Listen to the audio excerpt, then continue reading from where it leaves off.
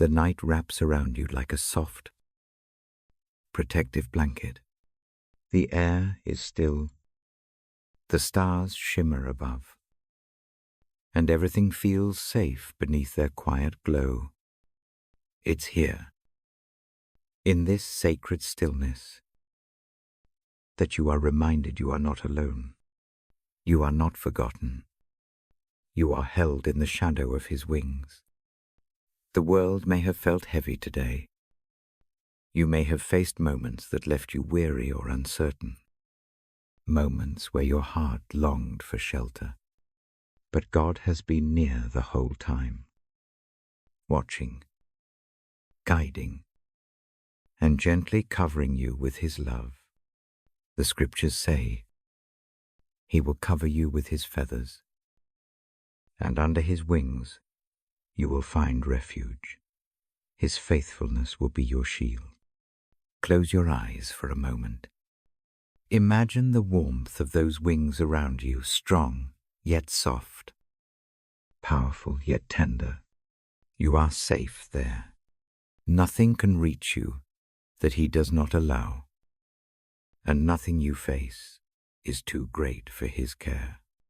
His wings stretch wide enough to hold the whole world, yet they fold gently around you, just as you are. You don't have to strive tonight. You don't have to be brave or strong. You can simply rest, knowing that his presence is your protection. Feel your body begin to let go of the tension it's held all day. Your shoulders lower. Your yaf softens. The breath that's been shallow and tight begins to deepen, steady and slow. You are safe. You are covered. You are loved. Picture yourself as a small bird resting beneath a great shelter, the storm above still roaring, but unable to touch you. The wind can't reach you here. The rain can't harm you. You are hidden beneath the wings of a loving God who never sleeps, who never turns away, who guards your heart even through the longest night. The sound of his heartbeat is steady and sure.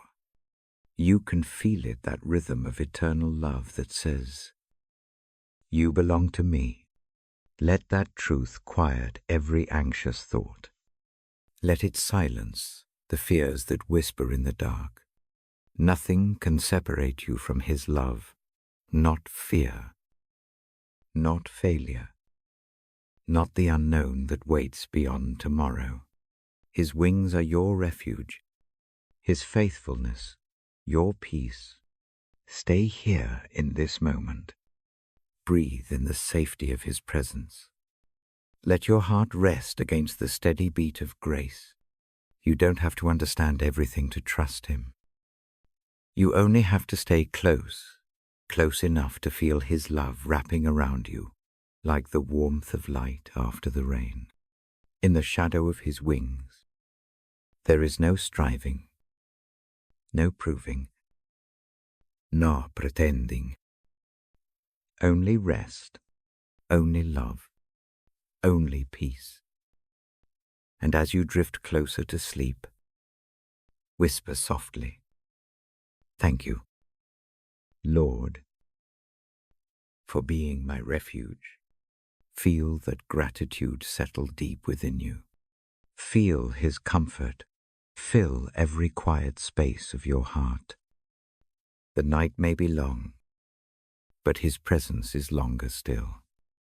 You are never unguarded. You are never unloved. Rest now. Child of God, rest beneath the shelter of his wings. And if these gentle moments have brought peace to your soul, I invite you to stay connected, subscribe, share, or leave a kind word to bless another heart seeking rest. Together, we can make this space a haven for the weary, a quiet corner of the night where every soul remembers in his shadow We are safe. Sleep deeply tonight. Wrapped in his wings of love, I welcome you into this quiet hour. I sit beside a small lamp that throws a soft circle of light. The room is still. The night outside breathes slowly. I speak with calm and care. I want this time to be gentle. I want it to be simple. I want your body to rest and your heart to find mercy. I ask you to settle. Let the weight of the day sink into the chair or the bed. Feel the surface beneath you. Let your shoulders drop. Allow your hands to open and rest. If you like, close your eyes. If you prefer to keep them soft and half open, that is fine. There is no rush here. There is only this slow unfolding of peace. We breathe together.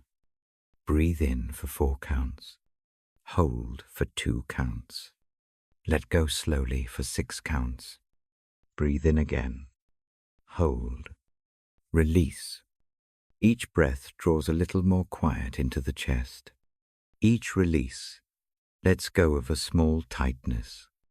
As you breathe, imagine a gentle hand smoothing the creases of your day.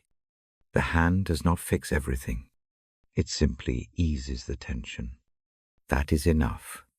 For now, I read the Gospel of Matthew to you in a voice that rests between a whisper and a story told by a friend. My words do not argue. They do not press or debate. They invite. They remind. They hold the simple truths of mercy and hope. The Gospel shows a way to rest beneath the weight of worry. It keeps bringing attention back to what matters when the mind runs fast. Tonight, that is our anchor. The pages I will read from speak of a teacher who notices the tired and the burdened. The teacher offers a way of living that is softer and steadier than the frantic pace of the world. This way is not a checklist. It is a rhythm. It is mercy meeting need. It is a gentle hand that guides the feet onto a calmer path. I let the sound of the words fall slowly. I let them land like raindrops on a roof. Each drop eases one more part of the heart. You may picture a small country road in the evening. The light is low. There is a hush. The road invites a steady, unhurried pace. Along the way are places to rest. The Gospel holds such places. It points to fields where the spirit can lie down. It points to waters where the soul drinks and cools.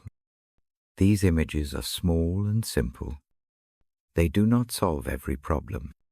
They remind us that rest exists and is given when worry presses in.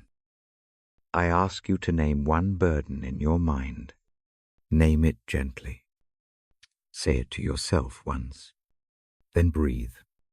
With the out-breath, imagine setting that burden on the ground. Let it be there for a moment. It does not have to be picked up right away. We practice leaving it there. We practice trusting that we are not alone in carrying what feels too heavy. I often see people think they must carry everything by sheer strength. I know the urge well. The Gospel I read invites a different posture. It teaches a slow surrender to what we cannot control. That surrender is not defeat. It is a recognition of limits and a release into trust. Trust does not always make the problem vanish. It gives a steady companion for the long road. Tonight, I focus on mercy. Mercy for failures. Mercy for doubts. Mercy for nights spent replaying mistakes. Mercy for mornings that feel like they never came. Mercy softens the edge of shame. It allows the heart to close its eyes and breathe. Mercy reminds that we are seen and still cared for. Even in our smallness, rest grows in that space. I also speak about hope in small phrases. Hope is not a distant plan. It is a present comfort. It is the feeling of a friend arriving with a lantern. Hope brightens the path step by step. It is patient. It waits. It walks with slow, sure feet.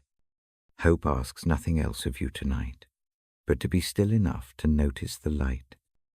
As I read, I let the images of Matthew come alive in quiet pictures rather than big proofs. I speak of mountains where simple words fall like seeds. I speak of ordinary scenes, boats on a lake, fields of grain, a quiet house at evening.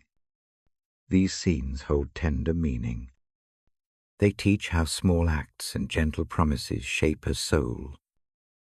They remind that God's care often comes through small, steady things. I invite you to let your mind settle on one image. Maybe it is a shoreline at dusk. Maybe it is a warm blanket and a steady lamp. Hold that image softly. When distracting thoughts arrive, return to it like a soft song. A single image can act like a tether. It keeps the attention from wandering into hurried thoughts. It draws the heart inward. I do not aim to solve every question you carry. I do not push complicated doctrines. This hour is not for debate. It is for rest. I let the words of the gospel be a balm. I let them slow the pulse and ease the back. I let simple truth sit like a warm stone on your chest. You are known.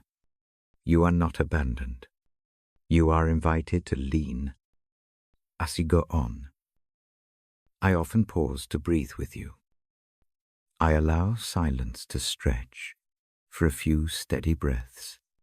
Silence is part of the reading. It gives space for the words to sink. It lets the heart respond in its own quiet ways. Sometimes a single phrase will rest there. Sometimes a memory brightens and softens.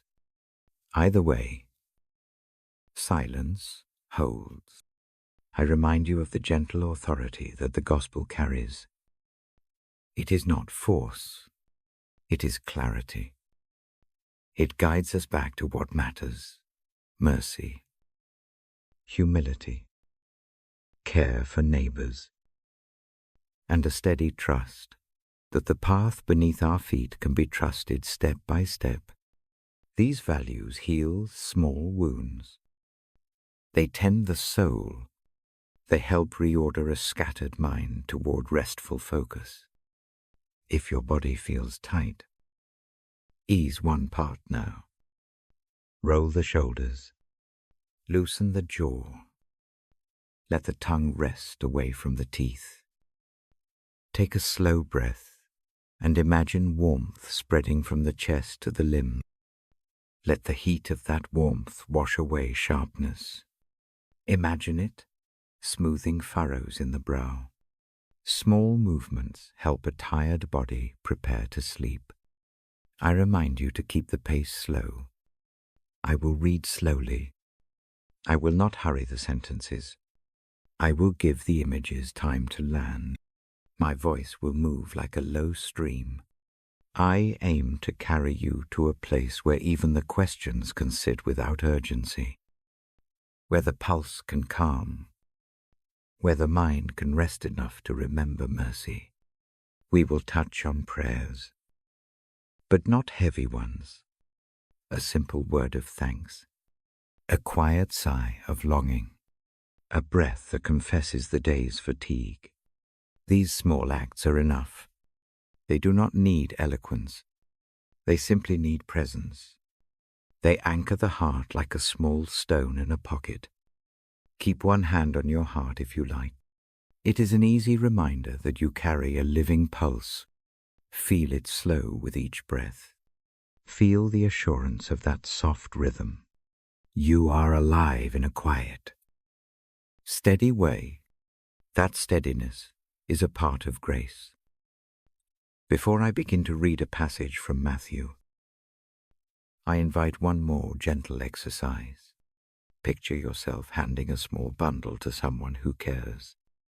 The bundle contains things you cannot fix tonight. Place it into the hands offered. Feel the relief in that simple act. Notice how much lighter the shoulders become. Rest sits more easily then. Now I am ready to read. I will open the Gospel slowly.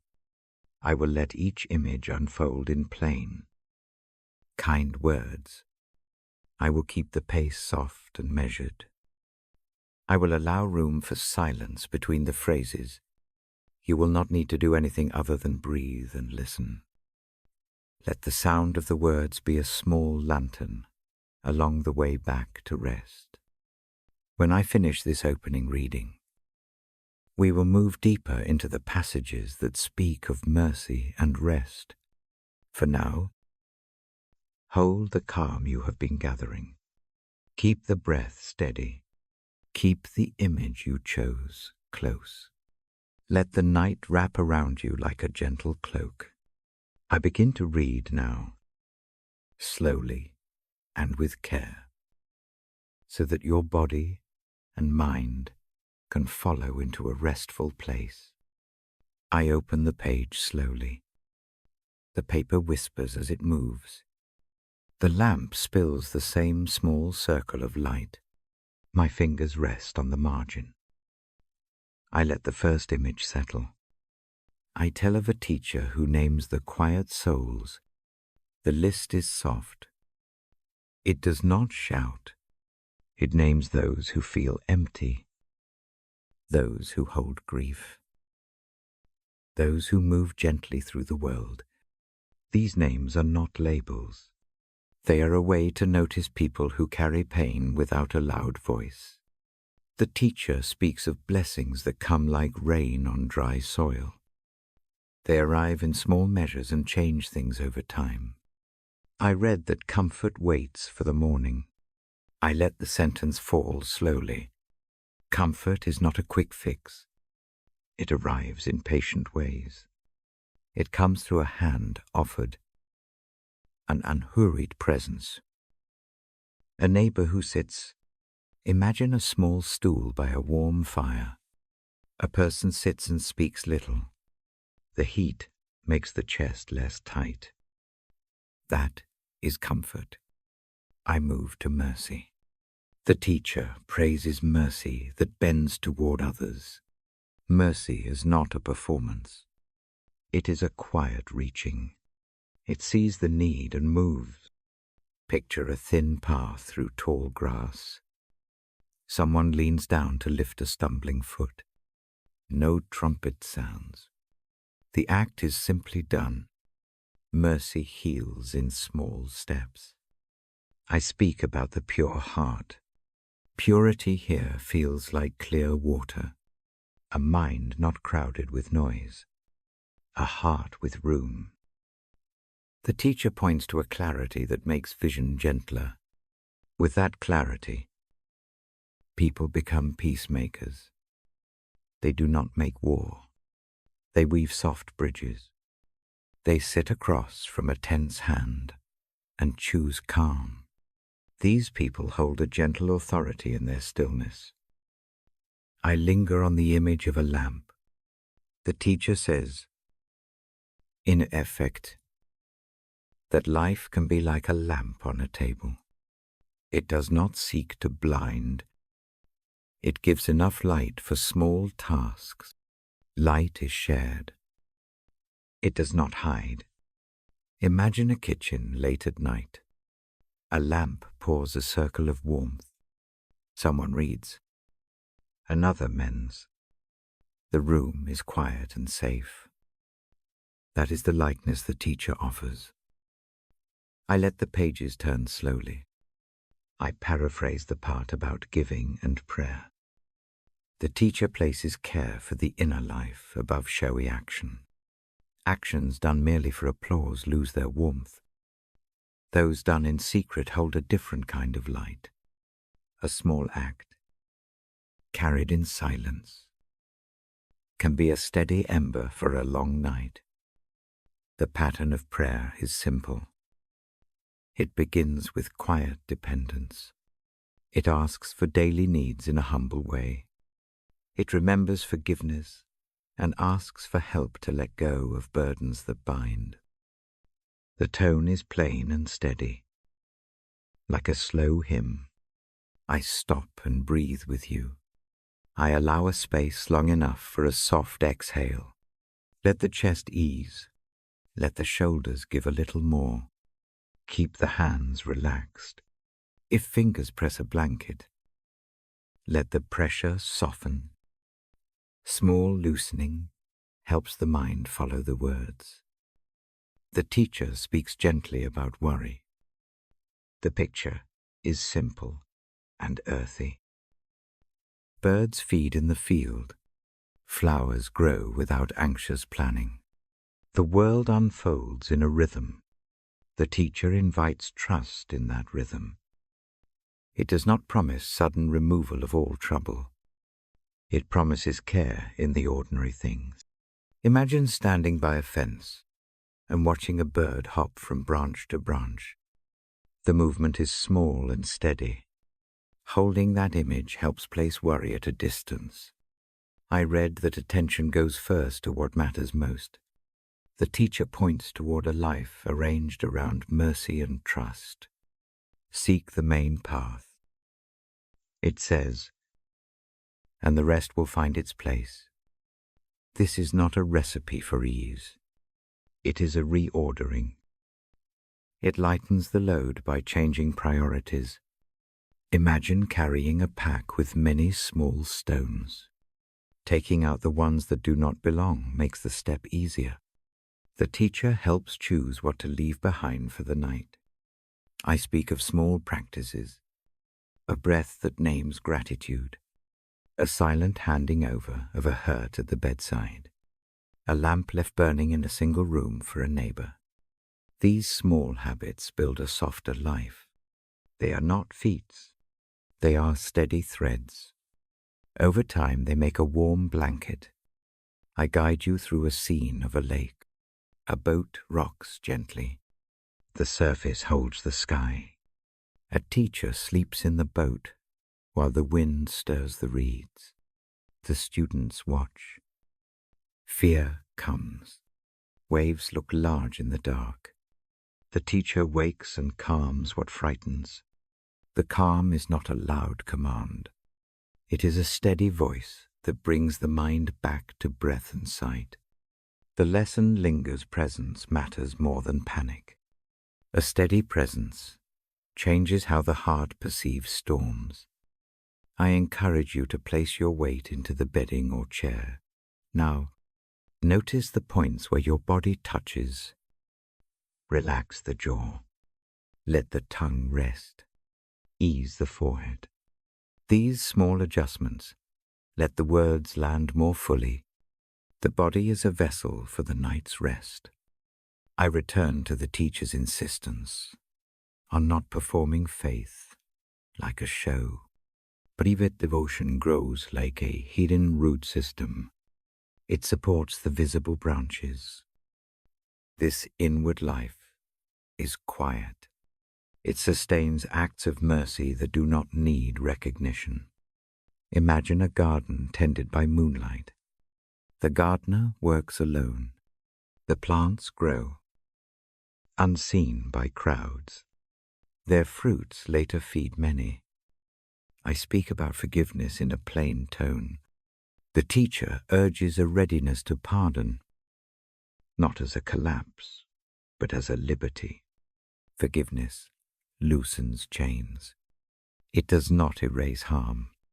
It prevents harm from shaping every next moment. Picture a door left open after an argument. Air moves through. The room cools. The space becomes usable again. That is a small likeness of forgiveness. I pause and let the silence hold. for a few slow breaths. Silence allows a response. It offers space for the mind to fold what it hears into the evening. Let images settle like small stones dropped into a pond. Watch the ripples subside. I read about simple faith. The teacher praises trust. That is like a tiny seed. Small confidence, placed in the soil of daily life, grows in ways the eye does not immediately measure. It does not promise quick success. It promises a steady unfolding. Imagine a plant that takes its shape slowly. Its leaves do not appear in one night. They arrive over seasons. Trust works the same way. I return to the theme of rest. The teacher's offer is gentle. It invites the weary to find a different kind of rhythm. Rest is not simply sleep. It is a turning of the heart away from frantic doing. It is an allowance for the soul to be tended. Imagine a wheel finally slowing and finding balance. The world does not demand motion without rest. Rest is part of the rhythm. I invite one small exercise now. Picture a small bundle held in both hands. Inside are tasks, fears, small sharp memories. Hold the bundle gently. Now imagine placing it into a wider palm that offers no judgment. Feel the weight lift a little. Let the shoulders soften. Breathe in relief. This is not a cure for every difficulty. It is a practice that makes tonight gentler. As I read, I keep my voice low. I let sentences rest long enough to breathe around them. The reading is slow, so that the mind may keep pace. I avoid any argument. There is no rush to persuade, only a steady offering of words and images. I close this section by folding the page back gently. The lamp still glows. The room remains quiet. The teacher's words settle like soft ash into a hearth. I let this silence be enough for a moment. If this journey eases the heart, consider telling others who need the same quiet. Share the invitation. A gentle night for one can become a gentle night for many. I will pause now. Breathe slowly and rest. I will return with a new passage in the next part. For now, let mercy sit with you. Let hope be a small lantern that does not demand more than your half-closed eyes. I place my hand near mine and listen to the slow, steady pulse. The night is patient. The gospel is patient. We are together, moving toward a steadier rest. I settle back into the chair and let the room hold us. The lamp keeps a small pool of light. The night breathes around the window. I remember first to invite the sense of presence. Feel it like a soft warmth behind the ribs. Allow that nearness to be a quiet companion.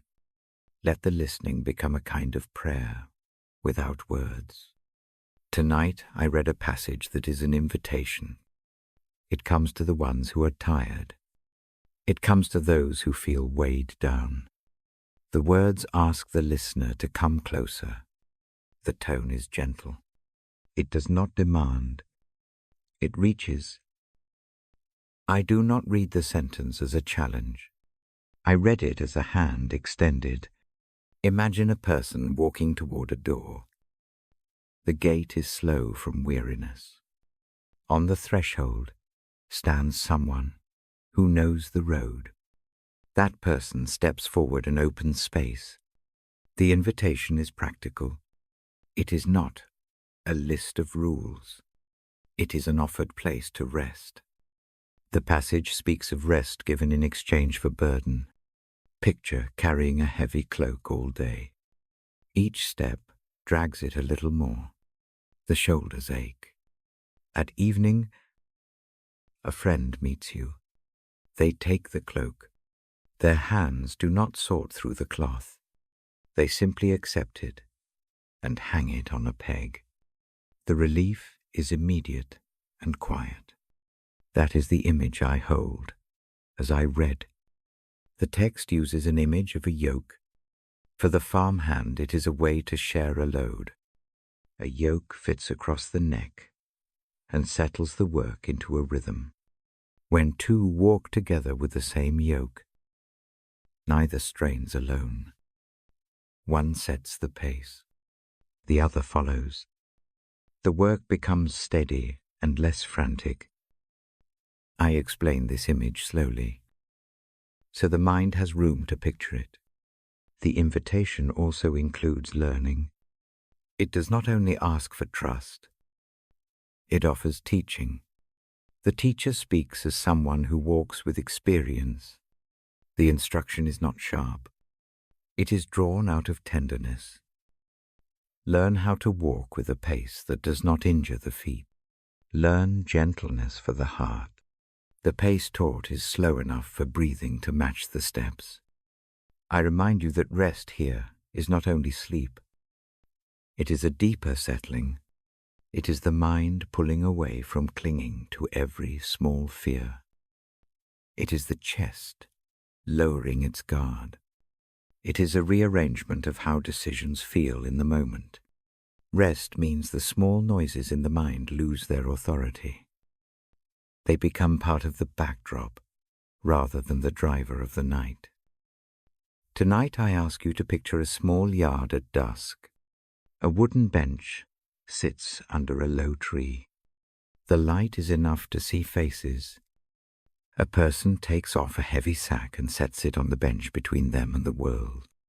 They breathe, and the chest eases.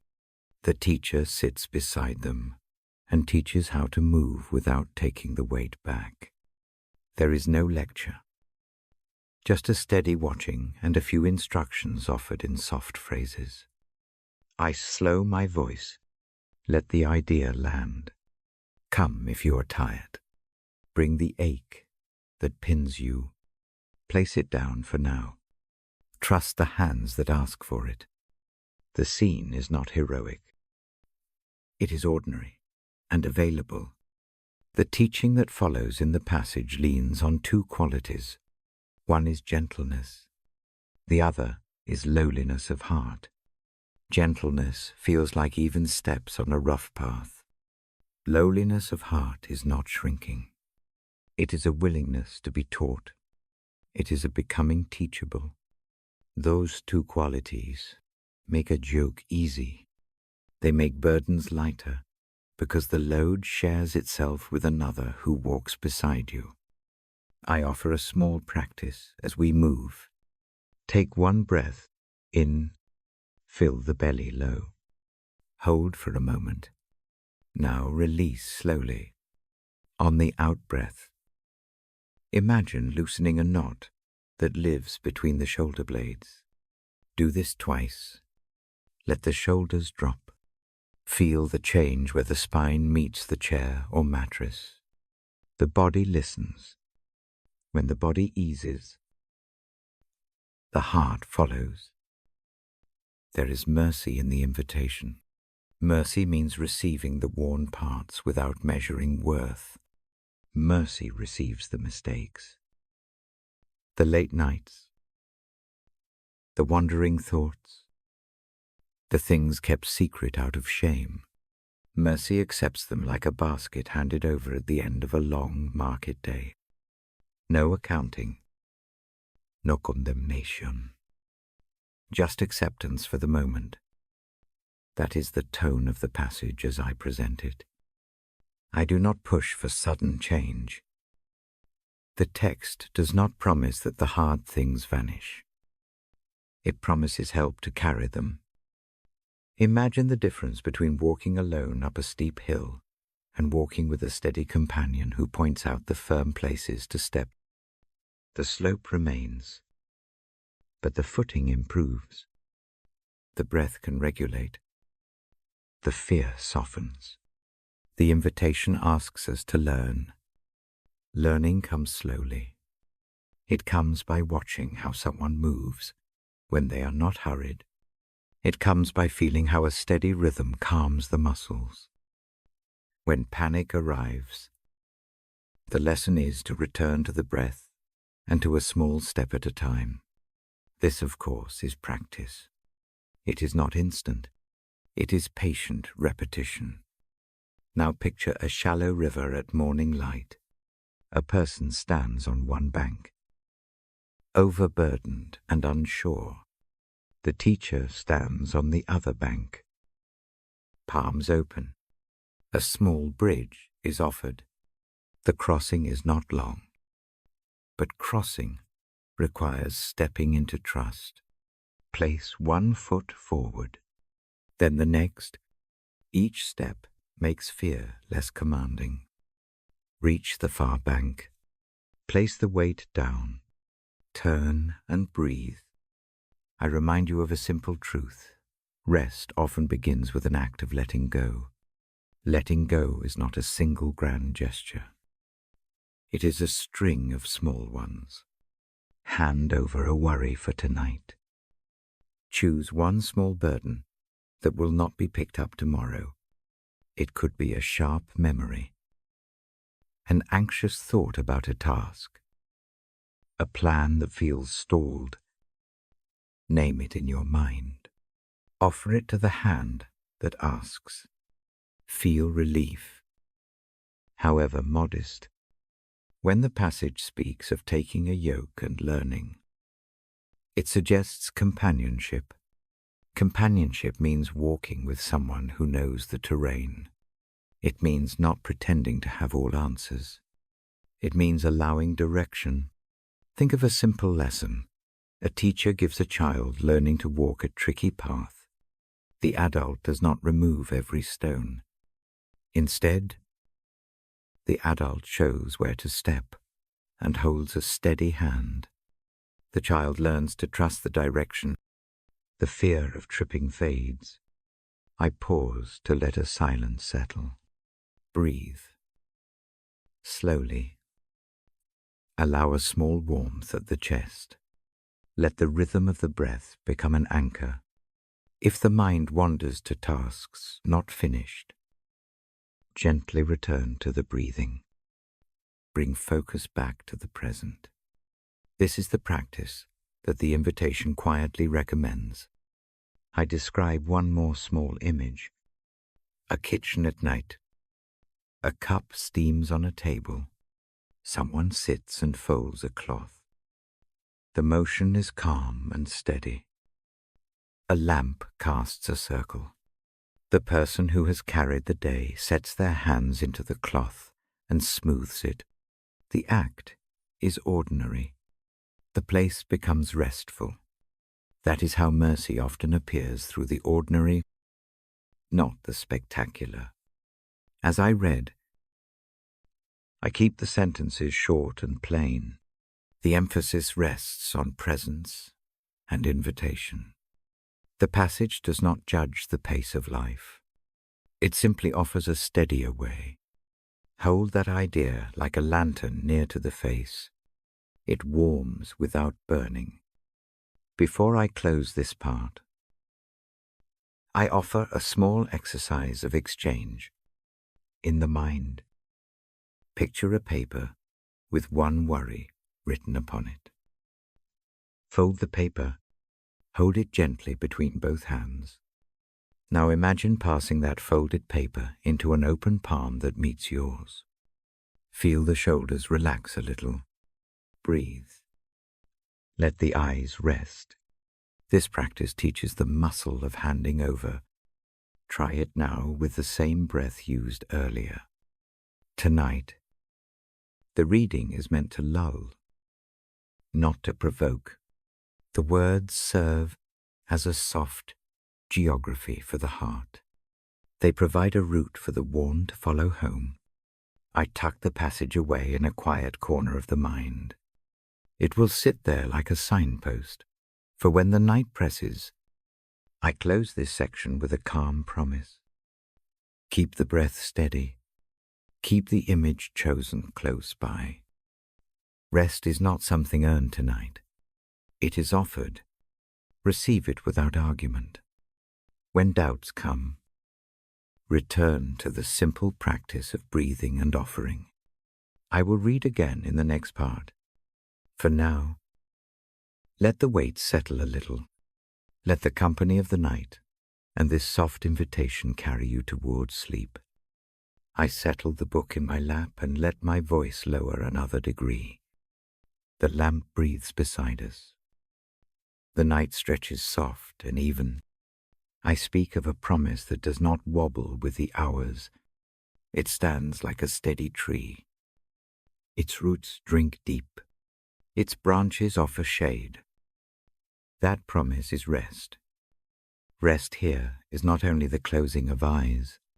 It is a calm that lives under the chest. It is a peace that steadies the mind. It feels like a harbor after a long crossing. The harbor does not erase the storm. It simply receives the boat, keeps it safe, and holds the crew while the sails mend. The promise I read of is similar. It receives the weary. It shelters worn hearts. It offers the slow work of repair. Tonight, the invitation is personal. It reaches to the one seated and to the one lying down. It reaches to the hands that still fidget and to the feet that ache. The words I read are not a list of tasks. They are a call to come and to rest. Imagine a porch with a wide seat. The person who waits there does not bar the way. They simply open more space. The invitation asks only for approach. It asks for a step nearer. I do not press for sudden change. The promise moves like a gentle tide. It comes closer in small measures. Each measure is enough for the moment. Picture a candle that is tended until it burns steady. The flame does not leap into grandeur. It holds a quiet light. That light makes room for sleep. That light is an image for the rest offered. Rest for the soul is different from the body's sleep. The body finds sleep when muscles yield and the lids fall. The soul rests when burdens loosen their grip on the thoughts. The promise includes both. It touches the limbs, and it touches the hidden places of the mind. It asks for trust, not bravado. It offers tenderness, not judgment. I keep the sentences slow. Each one is a step. Breathe in as I speak. Breathe out with me. Fill the belly low. Count quietly to 3. Release to 4. Let the rhythm be mild. With each cycle, the chest softens. The pulse eases. The mind finds fewer sharp edges. If worry still comes, try a small, precise practice. Picture a small chest carved from plain wood. Inside, place one worry. Close the lid. Set the chest on a windowsill, bathed in moonlight. Notice that it is safe there for now. The placing is tiny and reversible. It does not pretend everything ends. It simply creates a space where one thing is kept gently, so the rest of the evening can breathe. Another image may help. Imagine a long, quiet path through a garden. Each step takes you past a lamp.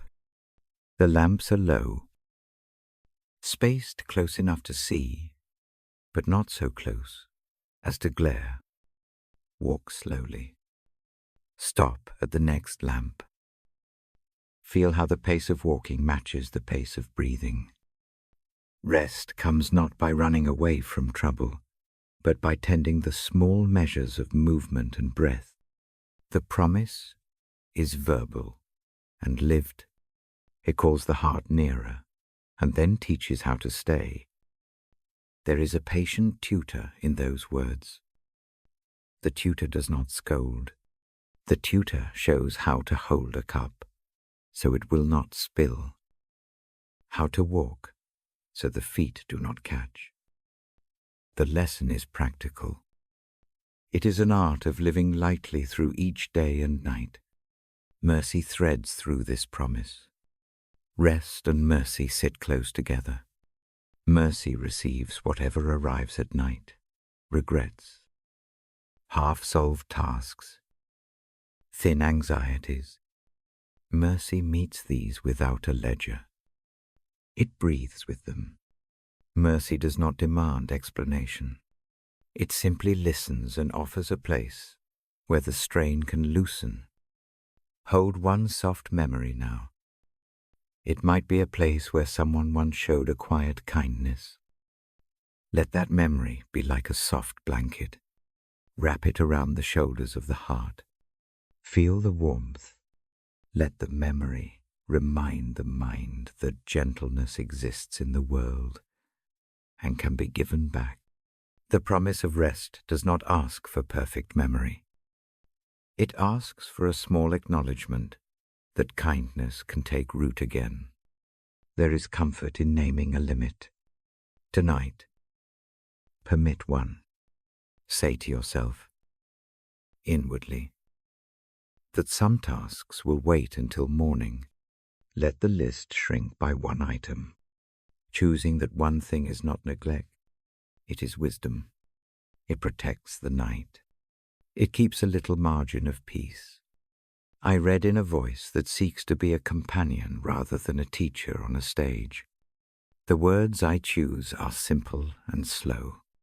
They do not argue or demand. They show a way to breathe through hard thoughts. They hold an image of a steady presence beside us. That presence does not fix every problem. It holds the space where the next step becomes possible. If a restless tide runs in the mind, try a simple body action. Place a hand lightly over the sternum. Feel the gentle warmth of that touch. Count 3 deep breaths while the hand rests there. Notice how the hand becomes a small, steady signal that calms the system. The body recognizes the gesture and begins to answer. The promise of rest invites a trust that is small and steady, rather than dramatic. Think of a seed beneath snow. The snow does not harm the seed. It keeps it quiet and ready. Nothing seems to happen above ground. And yet beneath, life waits. Rest is that quiet waiting. It is the preparation for the next morning's growth. Hope walks with this rest. The promise does not give a flashy sign of future triumph. It keeps a slow assurance that the care offered tonight continues tomorrow. Imagine a lamp left in a hall. It remains lit, so one may find the door in the morning. That lamp is the steadying hope. It asks only for trust enough to sleep. When fear whispers about loss or failure, answer with a single, soft sentence inside. Tell the fear that one night will not carry all of life's verdicts. Say that the promise of rest reaches through the worry and holds the heart. Repeat this once or twice, without force. Let the words be a small rope thrown to steady a stumbling step. Rest also grows in small routines. A cup of warm drink, a slow folding of a cloth, a habit of a short, silent thanks for one small thing. These acts do not conquer great despair. They anchor the evening. They teach the muscles of the night how to yield. I remind you, gently, to keep gestures minimal. The body hears small signals. A deep breath, a soft lengthening of the spine, a release of the jaw, these are enough.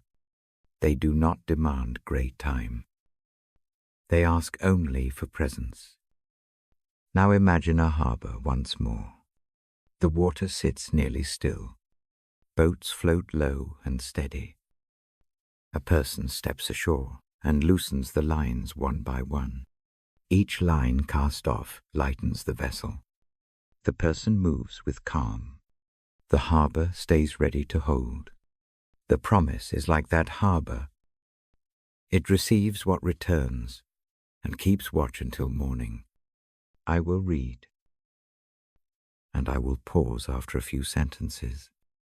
Let the silence be a place to rest. In that hush, notice what is softer than before. It might be the chest. It might be a remembered kindness. It might be a small easing of an ache. Let the quiet collect those gentle changes. Before this part ends, try an exercise of naming and settling. Think of one small trouble that visits tonight. Speak its name in your mind. Then imagine it lying down like a tired animal at the foot of the bed. It breathes. It does not get up for now. Watch it become less sharp. Allow that softening to teach the rest of the night. This promise I read about stands tall. It does not vanish when the room grows darker. It remains, patient and steady. The invitation is simple. Come closer. Breathe. Allow a slow steadiness to shape the night. Take the offered rest. Do not feel hurried to understand everything. Rest is first a reception. Understanding may follow in the morning. I close the book gently and sit with the quiet for a moment. The lamp is still. The breath is slow. Let the rest that is offered now be enough. The night keeps all that was placed here in gentle custody. When morning comes, there will be time for movement. For now, receive the promise. Sleep like a harbor holds a boat. Sleep like a lamp keeps a small light near the door. I will read again in the next part. For now, let the promise of rest settle. Let the heart remember that the invitation was made and remains. Breathe once more. Let the room hold you. Let the night do its slow work. I remember the night my friend came with a small fury of worry. It is a memory that comes soft now. The lamp is low in that memory, as it is here. Breath comes quick then. Hands do not find a still place. Sleep slips away. The mind runs in circles like a child chasing a moth. We sit near the window. The town sleeps quietly beyond the glass. The friend speaks in halting sentences. The tone is not loud. It is raw and small. The burdens mentioned are many. Work falters. A loved one needs care. Old mistakes revisit like shadows. Each thing presses like a stone in a pocket. I hold the Bible between us. The book feels solid and familiar. The pages are worn at places where the thumb rests. I read a short passage. The words fall slow. I keep the voice low. The text is not offered as a solution list. It arrives like a lamp brought into a dark room. At first, the friend listens like one who hears music from another room. The mind is elsewhere. The breath remains shallow. I keep reading. The lines about a teacher who notices the tired make a small change. A line about rest feels like a hand smoothing a frantic forehead. There is no demand for sudden faith. There is only a presence offered. The friend stays with the passage. The speech grows a little less jagged. The breath finds a deeper rhythm. A memory of water comes up. The friend remembers a lake where childhood feet once cooled. The face releases for the first time that night. We do a small practice together. It is nothing elaborate. A slip of paper is taken. One worry is written and folded. The paper is not burned. It is not disposed dramatically. It is placed on the table between a cup and the Bible. The act is tiny. The shoulders lower. In the days that follow, the change is not fast. Overnight peace does not arrive. The burden does not disappear. Instead, a slow pattern begins. Small rhythms shape the week. A few minutes, with the passages before bed. A breath counted. A neighbor helped with a task that had been left to fester. The friend learns to hand one weight over at a time. The solace found is not a magic cloak. It is not a sudden removal of pain. It is an ongoing training of the heart. The teaching from the pages becomes a steady tutor. When panic arrives, the friend returns to a line read aloud. When sleep does not come, a short prayer is said like a whispered rope to hold. When shame knocks at the mind, mercy is recalled rather than argued with. Community matters. A small group forms around the friend. People come with soup, with quiet listening, with simple errands. None make a spectacle. They simply show up. Their presence creates a soft net. The friend notices that vulnerability shared in such a circle lightens the load. The burden becomes someone else's too, without being diminished or stolen. There is a moment that stands out. It is an ordinary evening. The friend arrives at my door with a face that is stripped of the raw edge. The voice is steady enough to make tea without trembling. The small bag of groceries is placed down with care. We sit, and the lamp pools light between us. No long words pass. A brief passage from the Gospel is read, and then quiet follows. The friend says later that night that the weight feels different. It remains, yet it no longer rules the room. Work still brings pressure. Care needs persist. Old patterns surface. The practice of handing over must be repeated. It is not a one-time surrender. The daily act of laying burdens down becomes a habit of mercy. This habit grows in the space of ordinary life. A morning breath prayer before stepping into the car. A short pause at noon to set the list aside. A small folding of laundry while a line is repeated quietly. These actions make the night softer. Solace in something greater appears not as a doctrine but as a presence. The friend speaks of it like someone learns the contour of a loved one's face in the dark. The sense of being watched over is practical. It looks like promptings to rest. It looks like nudges to accept help. It looks like a comfort that comes when a mind is too occupied to notice a simple beauty, a dawn, a bird, a hand held. Forgiveness plays its gentle part. The friend carries guilt for past decisions. Those memories flare in the quiet. The process of forgiving oneself begins with a word offered in prayer. It continues with small acts that move away from old patterns. The practice is patient. It is not denial. It is a steady retraining of the inner voice toward kindness. One evening, the friend tells me about learning to be teachable. The phrase is simple. It means allowing guidance rather than pretending to know all the steps. It means admitting fatigue and accepting a steadier pace. It means learning that humility does not diminish value. It makes life lighter because the work is shared. The presence of others does not hide trouble. It shares it. Meals prepared by a neighbor do not erase the worry over bills. Yet the companionship helps keep despair from becoming a furnace. The friend can rest enough to sleep. The body receives a break from carrying the whole story alone. I read to them sometimes without words. The lamp and the Bible alone make a space of quiet.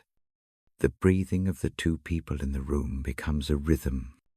The text is a gentle map. It points toward small things, mercy, gentleness, plain trust. These are not cures. They are steadying practices. Hope grows in tiny increments.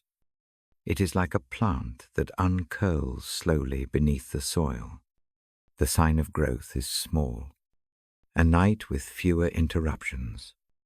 A morning that begins without an immediate panic. A step taken toward a strained relationship. Each such sign is a small lantern along the way. There is a day when the friend offers the same comfort back.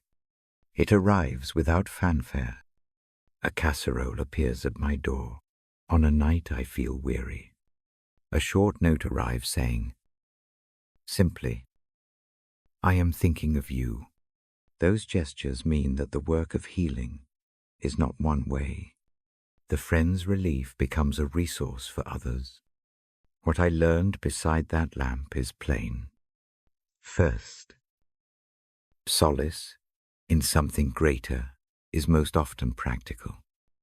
It comes in hands that hold, in voices that read, in people who bring soup. Second, the spiritual life that sustains is humble. It uses small rhythms and brief prayers. It asks for daily surrender, not dramatic conversion. Third, rest is a gift practiced in tiny steps. One worry put down tonight is not a final victory. It is a muscle learned for the next time. When I read scripture to someone at night, I remember that scene. The words are the same. The lamp is the same. The offering is the same, but the effect differs when a heart is ready. Slowly, to accept help, the reading becomes a companion to the work of everyday mercy.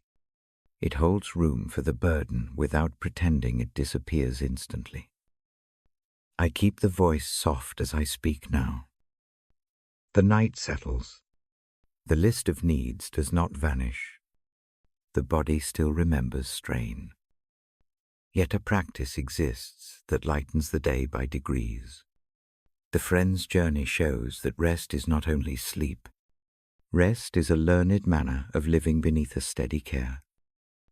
It is the habit of handing one small load over at a time. It is the art of letting presence do what sheer will cannot. Before I turn another page, take one small action with me. Think of one burden that presses tonight. Picture it as a small stone. Hold it in the palm of your mind. Now imagine placing it on the table beside this lamp and book. Do not make a final bargain with all things. Do not plan to fix everything at once. Let the stone rest there for the night. The friend sleeps better after that habit begins. The eyelids close with fewer tremors. The morning comes gentler. The soul learns to breathe in slow measure. Mercy waits like a hand at the threshold. The journey is not over. It continues in patient steps. But comfort arrives more often now. It rests and returns. I close the page for a moment and breathe. The lamp keeps its circle. The memory sits with me. Humble and steady. If a close friend feels overwhelmed in your life, consider offering presence rather than answers. Read slowly. Breathe together. Share small chores. Teach the practice of handing over one little thing at a time. In that gentle company, restful nights may begin to return. I sit, with the book open on my knee. The lamp makes a gentle pool of light. Outside, the night moves without hurry. I turn the page slowly. Tonight I bring a short passage that speaks plainly about worry. The words remind us not to be consumed by the hows and whens of life. They invite a different posture. The teacher there points to common things. He points to birds in the air and to the simple growth of flowers. The point is not a lecture about nature. It is an invitation to notice care that is given without perfect planning. When I read this, my voice stays low. I let each phrase land with room to breathe. Worry has a way of filling the chest. It pulls attention forward into a tense tomorrow. The passage asks that we halt, that pull. It asks for present trust. Trust here is small and workable.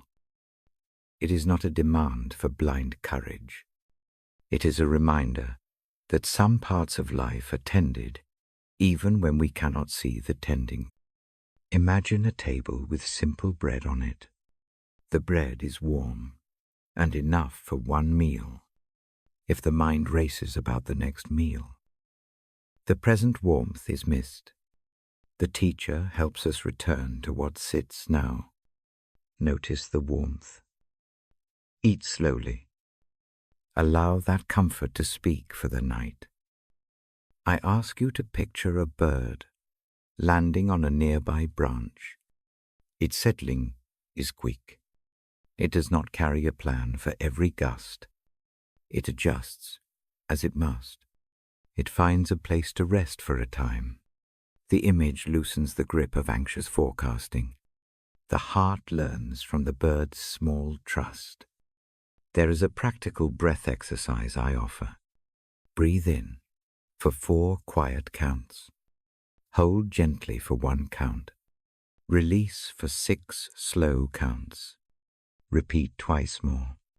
On the last out-breath, imagine the word worry as a leaf. See the leaf fall from your hands. Watch it land on water and drift a little way off. Let the image be small and clear. Do not force it. Let it be a little easing. When I read about flowers that do not labor, I do not mean to suggest a careless life. The passage urges a reordering of priorities. It asks for attention to what feeds the heart. The gardener knows that seeds need sun, water, and time. Busy hands do not make a seed sprout faster. Patience and steady care do. Apply the same wisdom to your tasks. Choose one thing at a time. Do it without scolding the rest. I keep sentences plain. I do not argue theology. I offer a practical map. The map begins with noticing when worry arrives. Name it quietly. Say, in your mind, this is worry now. Give it a small, neutral label. Labeling softens its power. It becomes an object, not the whole of you. Next, hand the worry over in a tiny gesture. Picture a small stone in each hand. One stone is worry. The other stone is something that grounds you, a memory of a steady person. A small kindness, a short prayer phrase. Balance them. Place the worry stone on the table. Keep the grounding stone for the night. This action teaches the hand to place rather than clutch. Trust grows in small repetitions. Tonight's offering might be modest. You might hand over a single task that can wait until morning. You might choose one fear to set down until dawn. These are practices of mercy toward yourself. They teach that not every immediate alarm needs full attention. I read to you about provision. The images are simple. The teacher says that attention from above attends to small things. This does not erase responsibility. It helps change where panic sits. You still plan and act. You also allow the heart to rest enough to plan well. When old anxieties return, do not berate yourself. A worn habit of worry does not vanish on command. It listens to steady retraining. Use a brief nightly ritual. Close your eyes and name 3 small things that went well today. They need not be large. A warm cup. A kind word received. A quiet moment without noise. Let gratitude be a soft anchor. I invite another small practice. Lay a cloth across your lap. Place a small object on the cloth. It might be a pebble, a coin, or a folded note. Give it the name of the worry you will not hold tonight. Fold the cloth gently over it. Let the covered object be out of sight. This act says this will wait. The motion is both symbol and tool. Mercy speaks in the passage as a steady companion. Mercy asks that we treat our own hearts with tenderness. When a mind is rough and critical, answer with an easier tone. If a harsh thought surfaces, say to it calmly, I will sit with this later. For now, I rest. The tone matters. The inner voice is a minister of comfort or a source of strain. Choose softness. There is a scene I describe for the listener. Picture a small boat moored at dusk. The waves are tiny. The oars rest inside. The person who steers has already tended the ropes and checked the lantern. Now the occupant allows the boat to ride the gentle current. The moment is not idle. It is intentional rest. That is the kind offered in the passage. It is the steadiness that prepares for another day without exhausting itself in a futile fight tonight. If worries about care and provision crowd the mind, narrow the focus. Ask one precise question. What one small action can I take tomorrow? That will be helpful, not a long plan. One first step, then let the rest of tomorrow remain unclaimed for the night. Bold planning can be saved for fuller daylight. Night is for gathering strength. I read gently about trust that has practical legs. It is not passive passivity. It is a posture of readiness and rest together. Prepare where you may. Lay out clothes. Set a note. Check a list. Then put the list away and attend to the body's need for quiet. The mind will help more clearly after such a rest. Another short breathing practice helps when worries wake you at midnight. Sit up slowly. Place both feet on the floor. Breathe in while raising your hands overhead. Let the shoulders lift gently. Hold for 2 counts. Exhale and lower the hands. Letting the shoulders fall. Repeat twice. This movement signals to the nervous system that action can be paused. The breath returns to a calmer pace. I keep reading and then pause between phrases. Allow silence. Let images settle like small stones in a shallow stream. Watch the ripples fade. The rhythm of those pauses matters. They give the words room to be taken into the heart. Care for the body helps the mind release panic. A warm foot bath, if possible, or a gentle stretch, can be a nightly liturgy. Even a slow hand rub across the forearms reorients the senses. The body is not separate from the spirit. Soothing physical gestures are part of surrendering worry. When fear is about the future of a loved one, hold that care with other people. Ask for help. Small hands and warm food matter. Presence matters more than clever solutions in the night. No one should carry the weight alone. The passage's image of birds cared for also implies a community of care. Draw near to others who tend alongside you. I offer a short, final image. Picture a low window with a small lantern. The lantern casts enough light to see the next step. The rest of the room stays dim. You do not need to illuminate all the future. One lamp is enough to move forward calmly. Accept that amount of light for tonight.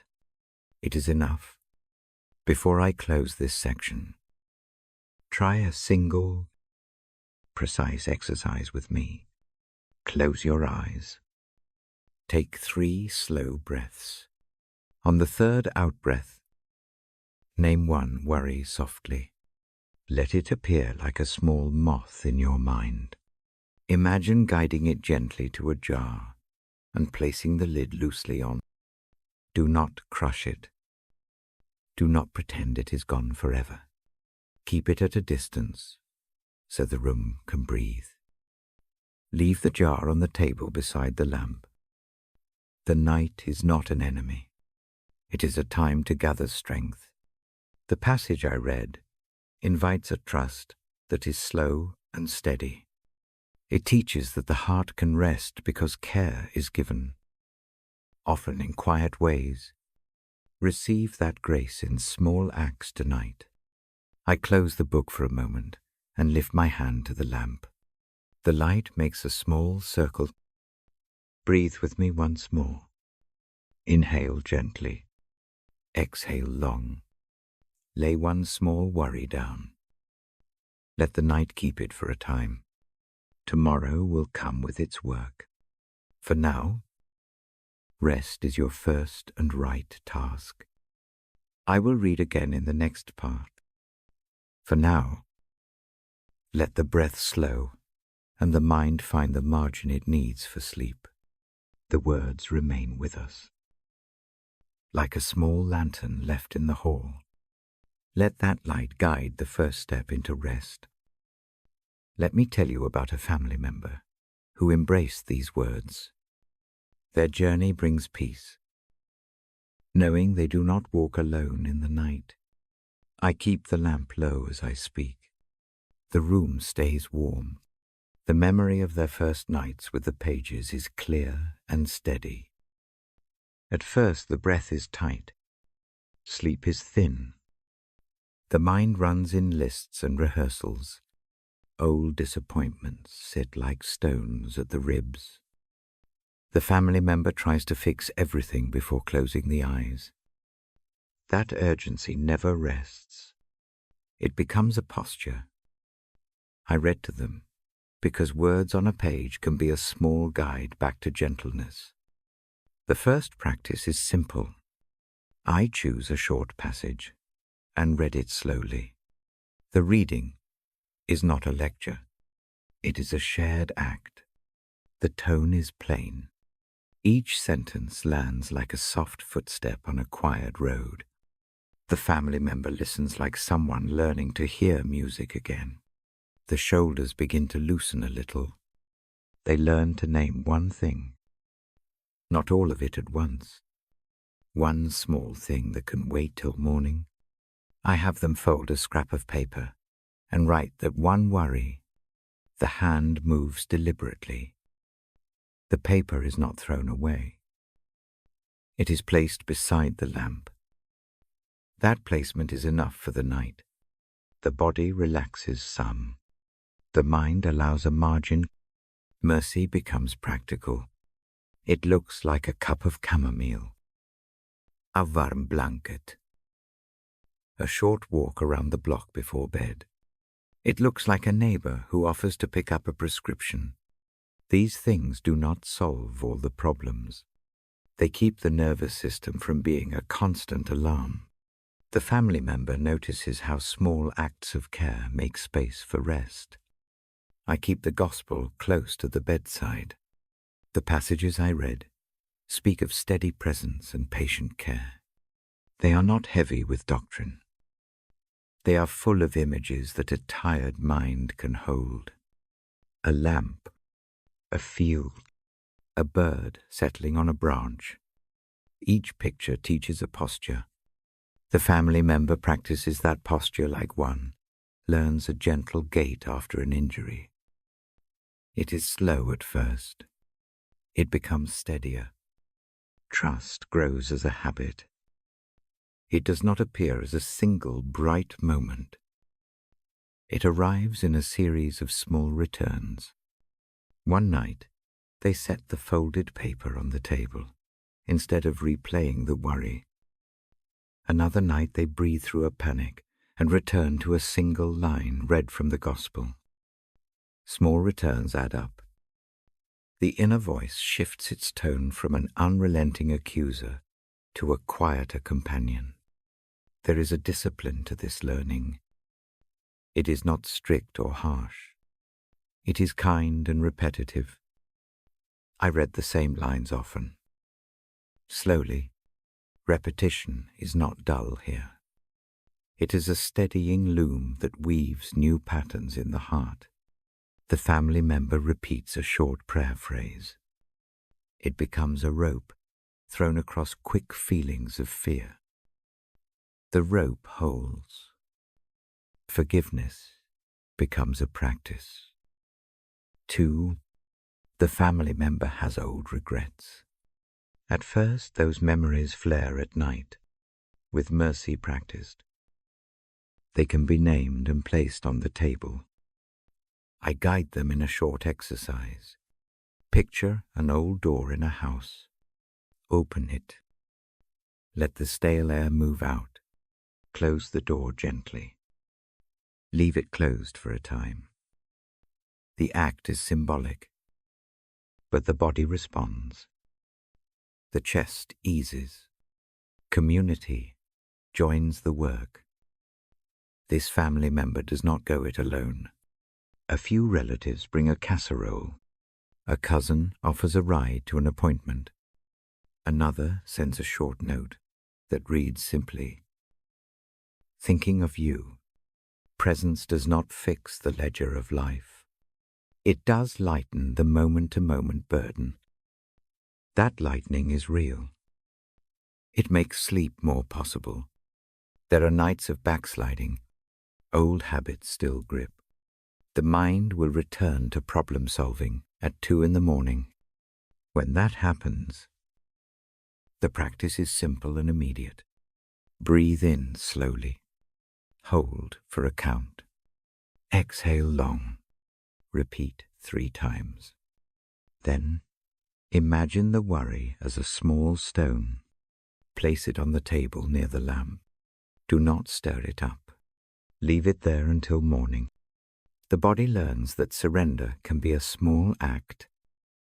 Practiced often, the family member learns to be teachable. That quality looks like a lowered shoulder and a willingness to accept instruction. It is not humiliation. It is freedom. They let someone else lead the pace sometimes. They accept that rest is not a prize for self-sufficiency. It is a gift for those willing to receive help. That lesson reshapes an old pride that once kept them alone at night. Slow rituals anchor the change. A cup warmed in the hands. A short passage read aloud like a song. A lamp left on low. A notebook where one lists 3 small things that went well during the day. These rituals do not feel like obligations. They are the gentle architecture of a calmer life. Over weeks, they form a pattern that supports deeper rest. I read about the teacher who walks with a burdened. The family member hears that presence as something safe. It is not an abstract idea. It is a real comfort. The words become companionable in the dark. They do not demand proofs. They offer a steadiness to stand beside the restless heart. The family member learns to trust that steadiness in the small hours. Practical care follows. I suggest preparing for tomorrow in a single, quiet step. Lay out a shirt. Write one short note to send. Pay attention to one small task. Then put the list away. The mind will feel less frantic because something is set in motion. The night becomes a time to recover, not to complete everything.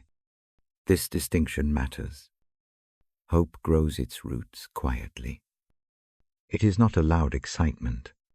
It is a slow confidence that kindness and care are not exhausted. The family member notices that mornings arrive with a little more room. Decisions that felt insurmountable at night appear more manageable with daylight. That observation teaches trust anew. Acts of mercy move outward as well. As this family member rests more, a new generosity emerges. They call to check on another relative. They bring a small treat to a neighbor. Rest does not close a person in upon themselves. It expands the capacity to respond kindly. The rest given to them translates into care for others. I keep the reading pace gentle. The sentences fall like steady raindrops. Silence fills between them. Those pauses are part of the work. They allow the listener to breathe and receive.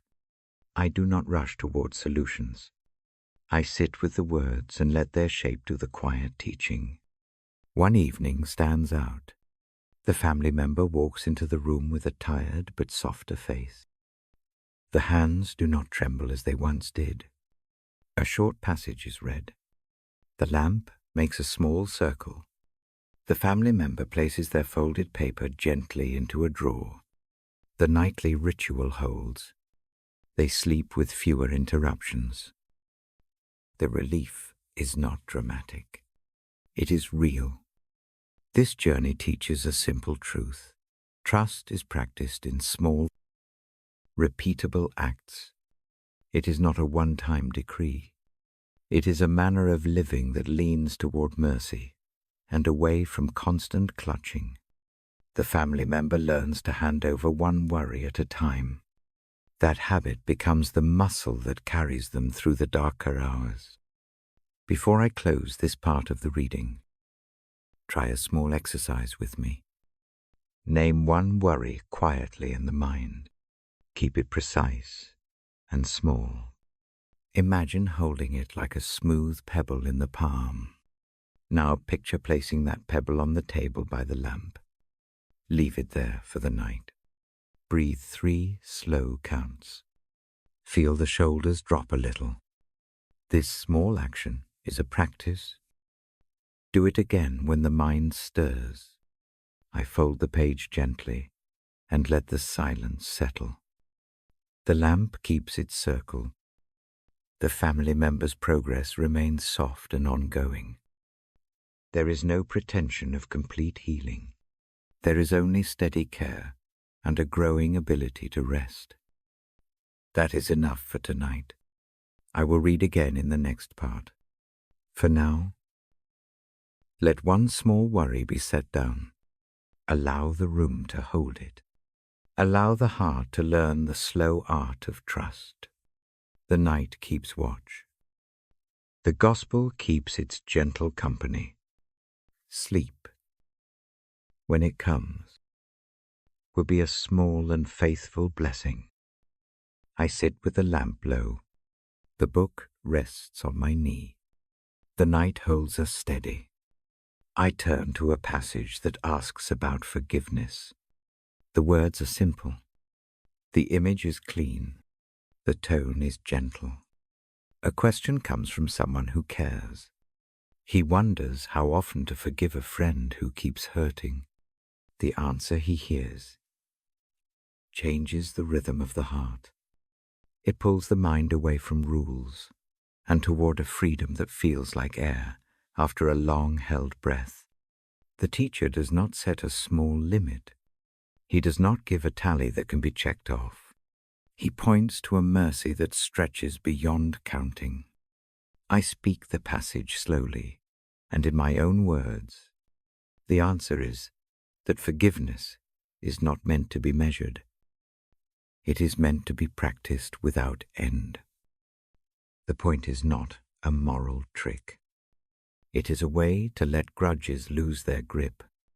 It is an invitation to live without being chained to repeated hurts. Imagine a table full of small stones. Each stone is a remembered slight. Each has weight and shape. The hands that hold them grow tired. The fingers tremble. The shoulders stoop. One by one, a stone is set down. The sound is small. The body feels lighter. The light from the lamp catches the smooth edges. The table holds the stones while sleep comes. The act of setting them down is a practice of loosened hands. Forgiveness does not mean forgetting.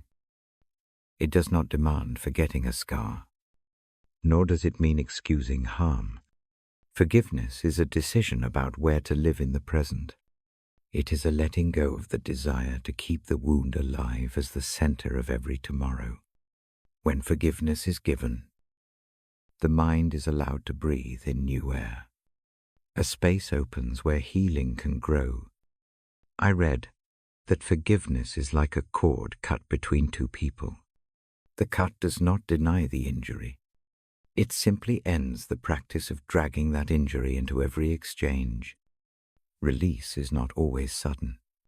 Sometimes it is a long, slow untangling. Picture och knottedroppe. Each knot is a memory tied tight. Hands loosen one knot at a time. Patience is the instrument. The rope becomes usable again. Its usefulness is not the same as before, but it no longer drags a person down. Night is a good teacher here. In the dark, the small fierceness of grudges looks different. The mind that has been busy sharpening each memory finds the night asking for a softer tone. I guide the listener gently. Try a simple practice now. If you would like, close the eyes if that helps. Breathe in slowly. Hold for a quiet count. Breathe out longer still. Picture a name that keeps returning. It may be a neighbor, a family member, a former friend, or someone who hurt you long ago. See that person as a shape in the mind. Notice the weight that comes with the shape. Notice where the body carries it. Now imagine a small river at dusk. Its current is steady, not violent. Take the name and imagine placing it on a leaf. Watch the leaf float from the bank. Let the leaf carry the memory downstream. Do not push it hard. Do not hold on. Simply place it and watch. The river moves it away in a slow, reliable arc. The distance does not erase the event. It creates room between the heart and the pain. Breathing matters here.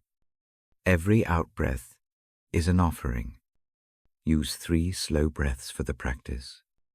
On each out-breath, send a gentle wish of well-being for the person on the leaf. These wishes are small. They are not grand endorsements. They are tiny acts that break the chain of bitter thinking. Over time, they change how memory tugs at the chest. Forgiveness can also be a shelter for oneself. Self-blame is often a tight, inward loop. It tells a story of failure as identity. A nightly practice of mercy toward oneself loosens that hold. Think of an evening lamp held near a child's face. The light is simple and near. Whisper, without words, that tonight is enough. Let the voice that speaks to the self be as kind as the voice used for a friend in pain. The practice of forgiving oneself is courageous and quiet. There is a practical image I like. Take a small square of paper, write one name or a brief line, and fold it once. Do this with a calm hand. Do not make it dramatic. Place that square inside a bowl. Set the bowl near the lamp for the night. The object is a marker of an intention. The bowl holds many things through the night keys. Coins. A business card. Now it also holds a small mercy. In the morning, decide then what to do. For tonight, let the bowl and the lamp be companionable witnesses to a choice to let go for a time. Sometimes forgiving another requires a boundary. Boundaries do not contradict mercy. They shape mercy, so it does not become self-destruction. A person can forgive and still protect the heart. Imagine a garden with a low fence. The gate opens to generosity and closes to repeated harm. Mercy in place is steady. It knows its limits. It avoids endless exposure to the flame. Forgiveness is a path to freedom, not a route to repeated injury. The passage I read speaks of endless willingness to forgive. Endless does not mean foolishness. It means an attitude of the heart that refuses to count wounds as assets. It refuses to let wounds build a fortress that keeps out light. Each act of forgiveness loosens a brick. The fortress becomes a cottage. Light finds windows. I often encourage a small practice of naming what forgiveness is not. Say inwardly, forgiveness is not forgetting. It is not denial. It is not a license for harm. It is a choice to stop letting an offense run the show. This naming is clarifying. It prevents the mind from imagining that forgiveness equals weakness. Mercy teaches patience. A slow heart learns to hold both truth and tenderness at once. Here again, the image of the knotted rope. Each freed knot is a small victory. Some knots take longer. Some require help. It is okay to ask for help in untangling. A trusted friend. A neighbor. A quiet counselor, these hands can guide the untangling. Forgiveness sometimes needs company. I read the passage and then pause. Silence is part of the work. It gives space for what was heard to settle. In that hush, memories may rise. Let them. See them as clouds passing the moon. Watch without grabbing. The moon remains steady. This steadiness is an inner posture available to anyone who will practice. Forgiveness brings freedom. It does not always give peace immediately. Sometimes the heart still remembers, but the memory no longer directs every moment. There is a softening. The body pains less from the constant tension. Sleep comes more often. The mind has fewer sharp edges. Life becomes possible again in a fuller way. A small daily habit helps. Each evening, name one person you will forgive that day. Keep the list short and kind. Some nights the list is empty. That is fine. Some nights it holds one name. The habit trains the hand. It trains the heart. Over weeks, the practice grows more natural. Forgiveness becomes part of the rhythm of living. I also speak of receiving forgiveness. The heart that is forgiven finds relief. If guilt clutches the chest, imagine handing it over to the lamp on the table. Imagine the lamp breathing out a slow warmth that takes some of the tightness. Receiving mercy is as important as giving it. Let the life within be lightened by the kindness granted, even if the granting is the quiet acceptance of a grief healed over time. If a particular hurt feels too large for a single practice, break it into smaller pieces. Forgive one small part of it tonight, perhaps the part that burns the most. The next night, forgive another small aspect. Small acts are not weak. They are sustainable. They alter the course of a river by inches. In time, the river changes its path. Close the eyes again for a moment. Breathe in, breathe out. Picture a field at dawn. Mist lifts. There is room between the hills. Imagine walking there with no heavy stones in the pockets. Each step is softer. The air tastes cleaner. This is a small picture of the life that a heart practices toward when it chooses forgiveness. I keep the voice low as I fold the page. The lamp still shines. The night leans in. Forgiveness is a long practice, but the first steps can be very small.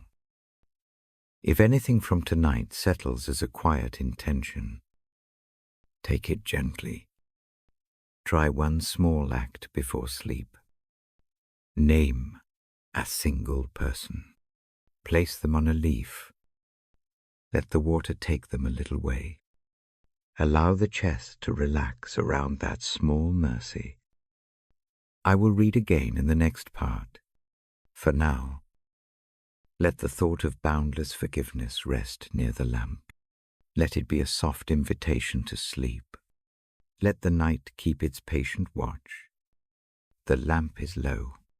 The book rests open in my lap. A memory arrives like a small draught through the window. It is a time when forgiveness felt out of reach. The wound sits fresh in the mind even now. The nights are where it grows loudest. A person I loved makes a mistake that breaks trust. The wrong is not trivial. It lives in the thin hours. Thoughts replay and sharpen. The body tightens. The chest holds a steady ache. Sleep becomes a scarce thing. Each memory is another small stone in the pocket. At first, the stones are counted. Each one is named and turned over. The mind builds a kind of proof of wrong. The proof keeps the anger warm and bright. It becomes a friend that refuses rest. This is a plain, human temptation. The heart lapses into rehearsal rather than rest. For many nights, the practice is to hold the hurt and feed it attention. The lamp stays lit. The book closes and thoughts do not. A list of reasons to remain bitter becomes a kind of moral ledger. It feels righteous. It feels safe.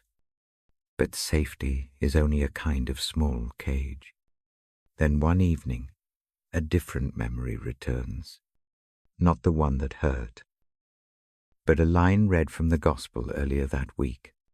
It is simple enough mercy breaks the chain of endless accounting. The line lands like a pebble dropped into still water. The ripples are small at first. A willingness to try something else begins.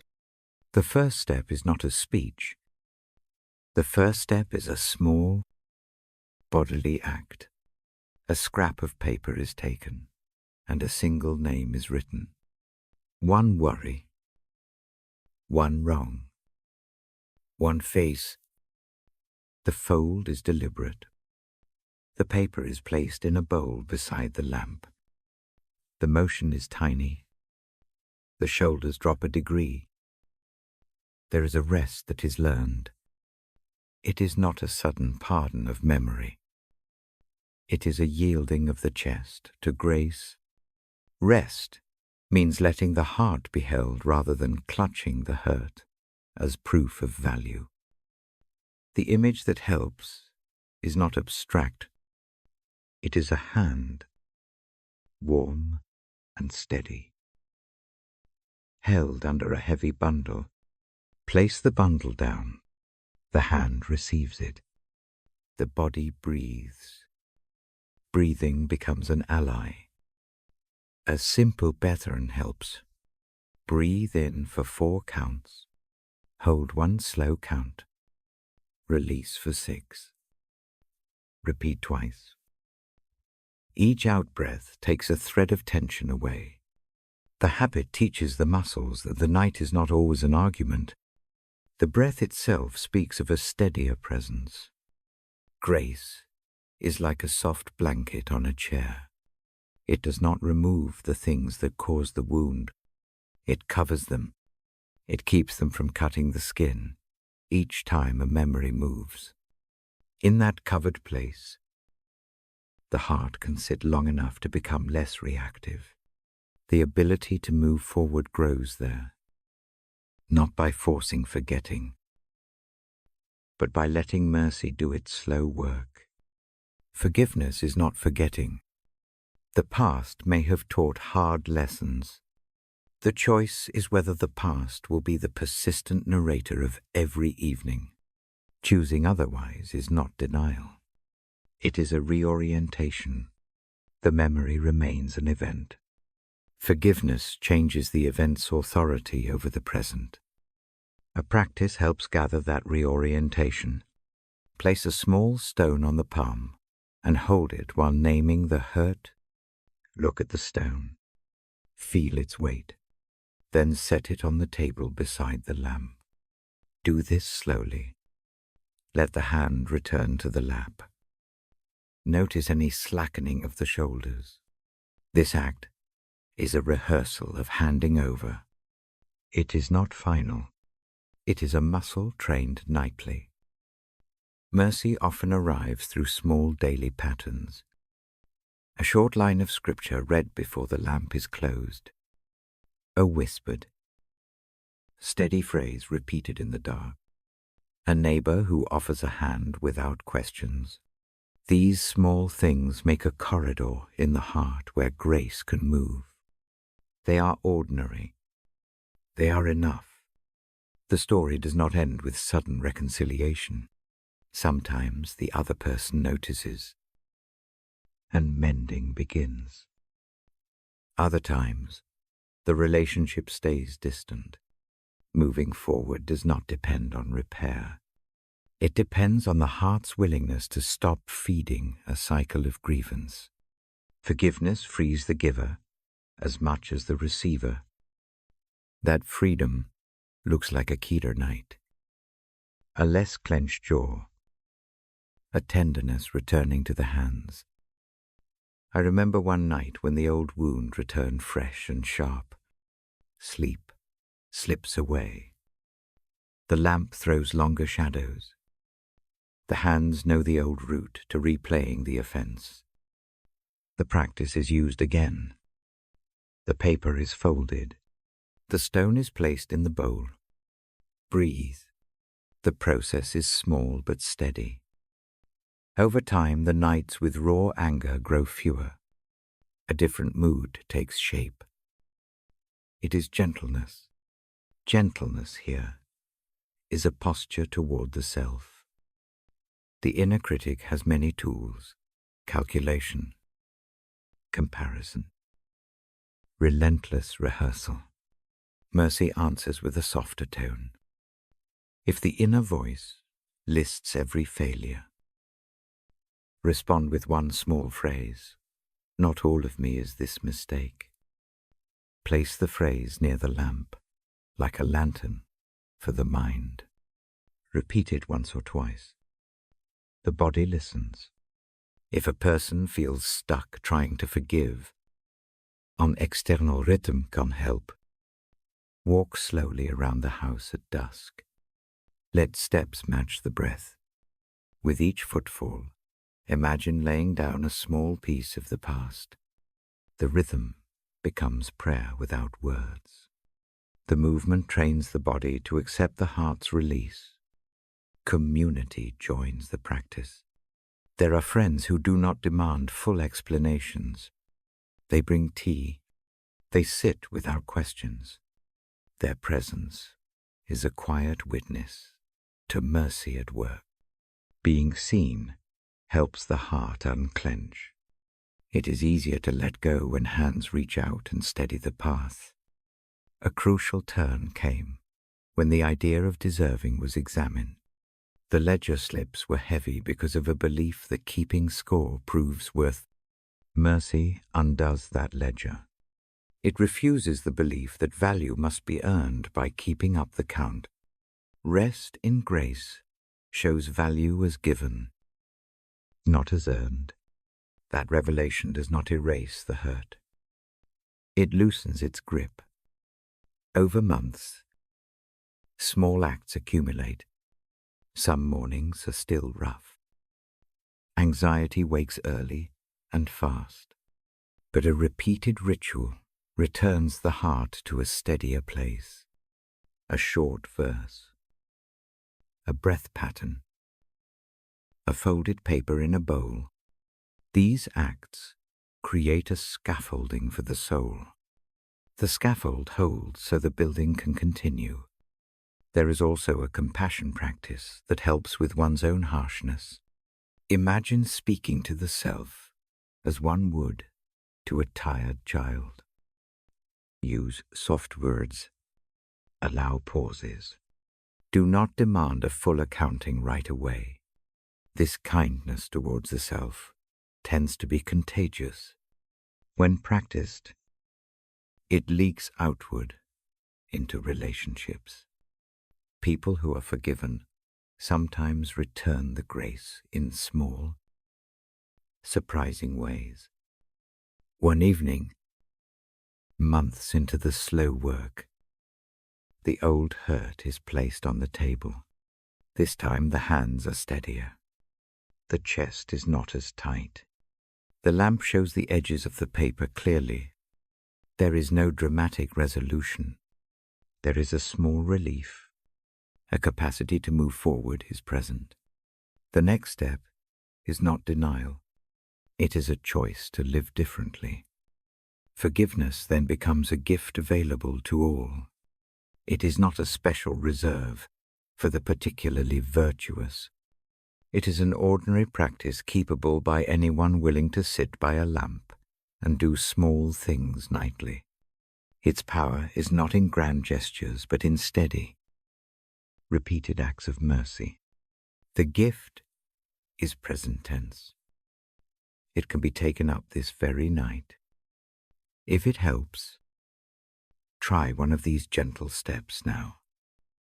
Write one name on a scrap. Fold it once. Place it in a bowl beside the lamp. Take 3 slow breaths. On each out-breath, imagine sending a soft wish of well-being for that person. Do not force a sudden warmth. Just let the wish be small and true. Close the eyes and rest. The act does not demand reconciliation. It asks only for release tonight. It does not promise perfect peace tomorrow. It promises a margin of peace now. That margin is a beginning. It makes space for tomorrow's choices. Tonight, as the Bible rests again in my hands, the rhythm returns. The familiarity of the pages holds a quiet authority. The Gospel's images, lamp, river, yoke, field, remain companions. They do not compel, they invite. Mercy remains a present seat at the bedside. I fold the paper gently. The lamp keeps a small circle of light. The heart feels lighter than before. not fully whole, not yet triumphant, but ready to move forward in a way that did not feel possible months ago. The gift is given freely.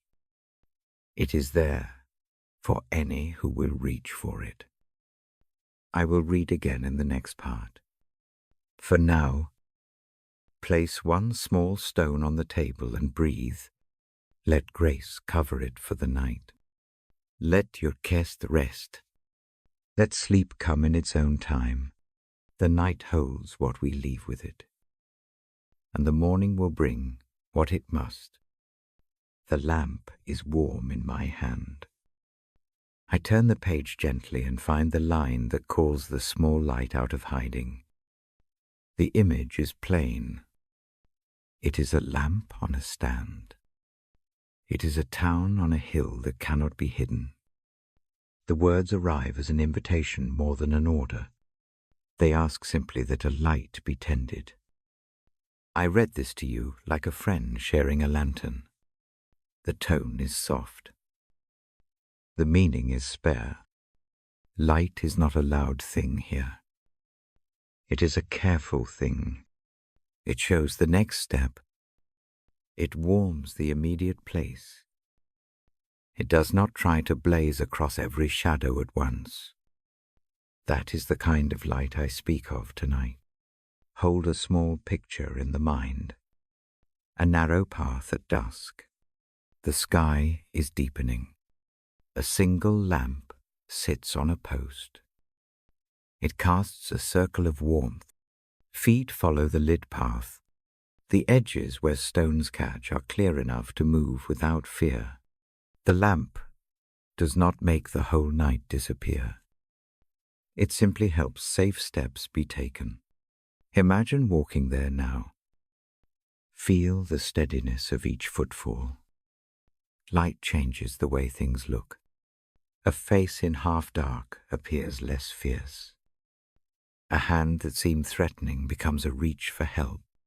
A rough object on the road becomes a smooth stone to step around. The act of light is discerning.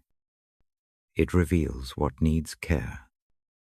It also reveals what can be left until morning. This discernment is gentle. It frees the heart from frantic searching. Being a light means small acts. It does not demand heroic displays. It looks like staying when someone else wants to flee. It looks like bringing a kettle to a worried neighbor, or knocking softly on a door to offer company. It looks like listening without trying to fix. These are tiny lights. They do not register in headlines. They change rooms and hearts.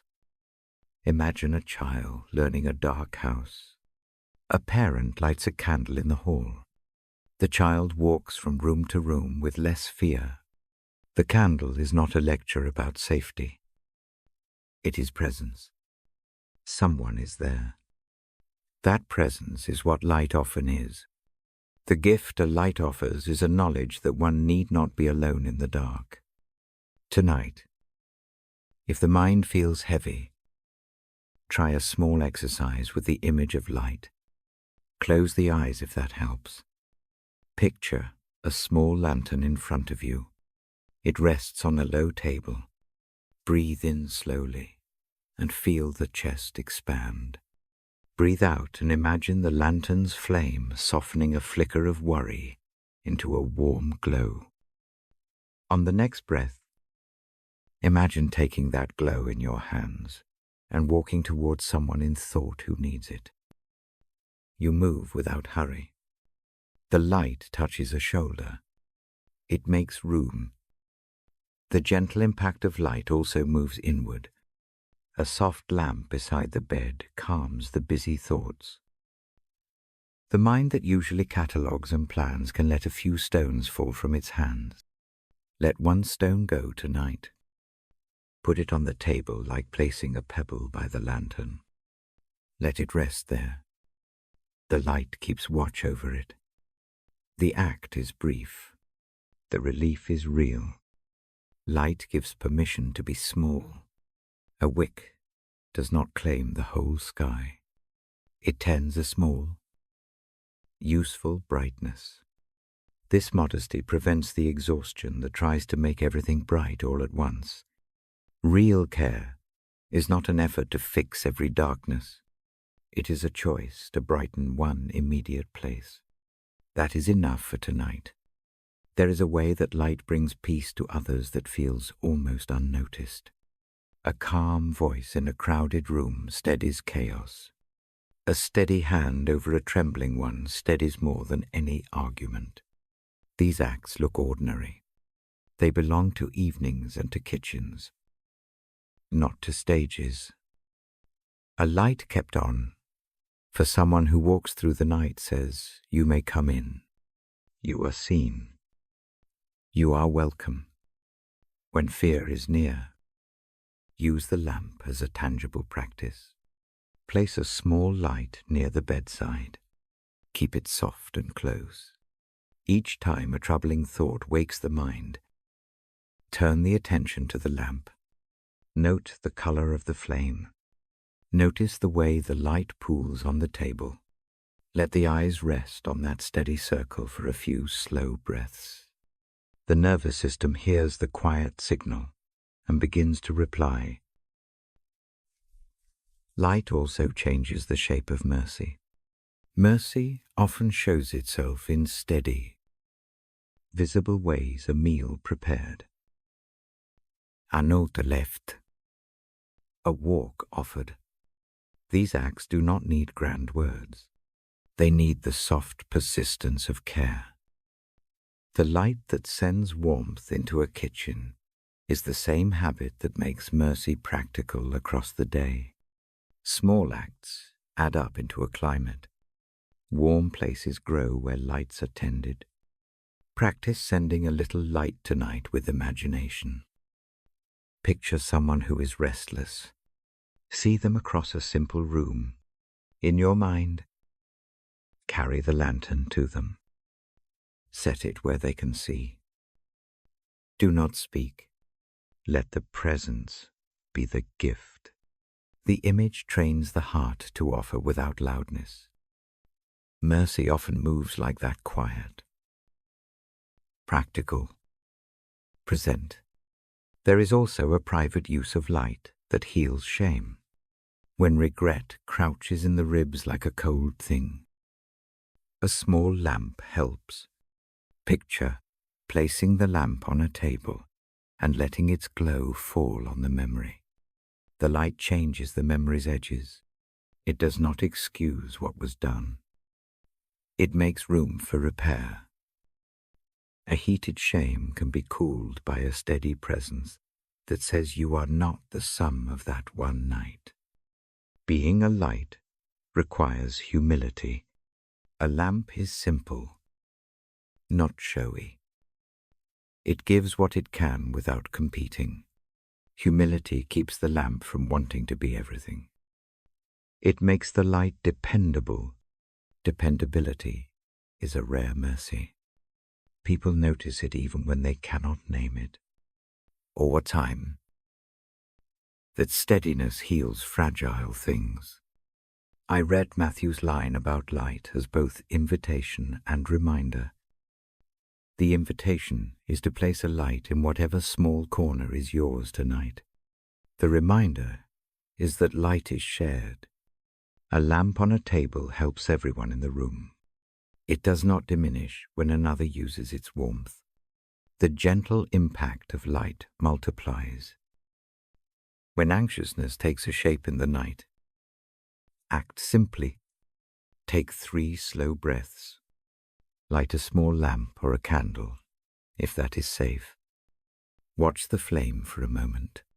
Think a quiet word of hope. It can be as plain as this: let this be enough tonight. Repeat it twice. The small ritual teaches the body to anticipate safety. Light can be a silent prayer. 2. Without many words, let the imaginal lantern be held before the faces of those who carry heavy loads. Let it be set beside a weary body. The practice is not about fixing fortunes. It is about keeping watch. That watchfulness echoes the mercy that we read of. It is quiet, faithful, and luminous. The gentle impact of being light also extends beyond the immediate hour. A person who learns to bring a soft lamp into hard places sets a pattern. Neighbors learn to knock when the lamp is on. Friends know where to come when the light is kept warm. Houses become havens partly because someone takes the lamp seriously. The ripple of that simple care moves outward slowly but surely. There is one more small image to hold before sleep. Imagine a row of windows on a dark street. One window has a lamp lit. The street is quieter there. People passing feel steadier for the sight of the light. Some are comforted without coming near. The single lamp does its work while other lights sleep. It does not demand attention. It simply shows that someone is awake to watch and to welcome. If the heart wants a practice before the page closes, try this. Set a small lamp where it can be seen from the bed. Breathe in for 4 counts. Breathe out for 6. On the out-breath, imagine the lamp's circle extending an inch beyond its rim. Picture the light touching the shoulders of one person you wish to bless. Offer that silent goodwill as you exhale. Repeat twice more. Let the act be brief and soft. Then let the eyes rest on the light until they close, naturally. Light is not a cure-all. It cannot force every dark into clarity. It does, however, change the way we move through darkness. It makes mistakes smaller in their hold. It makes company more real. It allows sleep to come without constant many. It gives the mind a place to rest its attention. I fold the page now. The lamp remains. The night keeps its patient breath. The invitation to be a light tonight remains gentle and doable. Blase a lamp. Offer a coupe. Sit quietly with someone who is tired. Let the work of mercy be small and steady. When morning comes, the lamp will have done its work. The path will look more navigable. The heart will remember how a small light helped. For now, let the low glow hold the room. Let the chest relax. Let peace be small and present. I will read again in the next part. For tonight, keep a lamp near, and let a gentle light do its quiet, faithful work. The lamp sits low and steady. Its glow keeps a small island of warmth on the table. I open the page and let a passage settle into the room. Tonight the story is a boat on a rough sea. It is a storm that presses in from all sides. Hands row. Faces strain. Fear has its voice. Then something unexpected happens. A figure appears, walking toward a small craft across the waves. I do not read the words as drama. I read them as a quiet lesson. The sea is frightening. The teacher comes anyway. He does not shout from a distance. He steps across the water. He meets the frightened ones where they are. One of them chooses to step out of the boat. He walks for a time on the surface. Then he falters. The teacher reaches a hand and takes him up. The danger does not vanish, but the presence of the one who walks calms the terror into a steadier breath. The image is simple. It holds several small truths. Fear is real. Courage can be found in the company of the steady. Even a step that fails is not ignored. A hand reaches in the very moment of slipping. That hand is the kind of kindness this part asks us to notice. It is not a large rescue staged for spectacle. It is an immediate, practical saving. The ripple from that single saving spreads outward. I have seen such ripples in my life. Once, in a wet November, a neighbor's roof leaked into a small living room. The leak was not dramatic. It was slow and stubborn. The homeowner felt weary and ashamed. Pride kept help at a distance.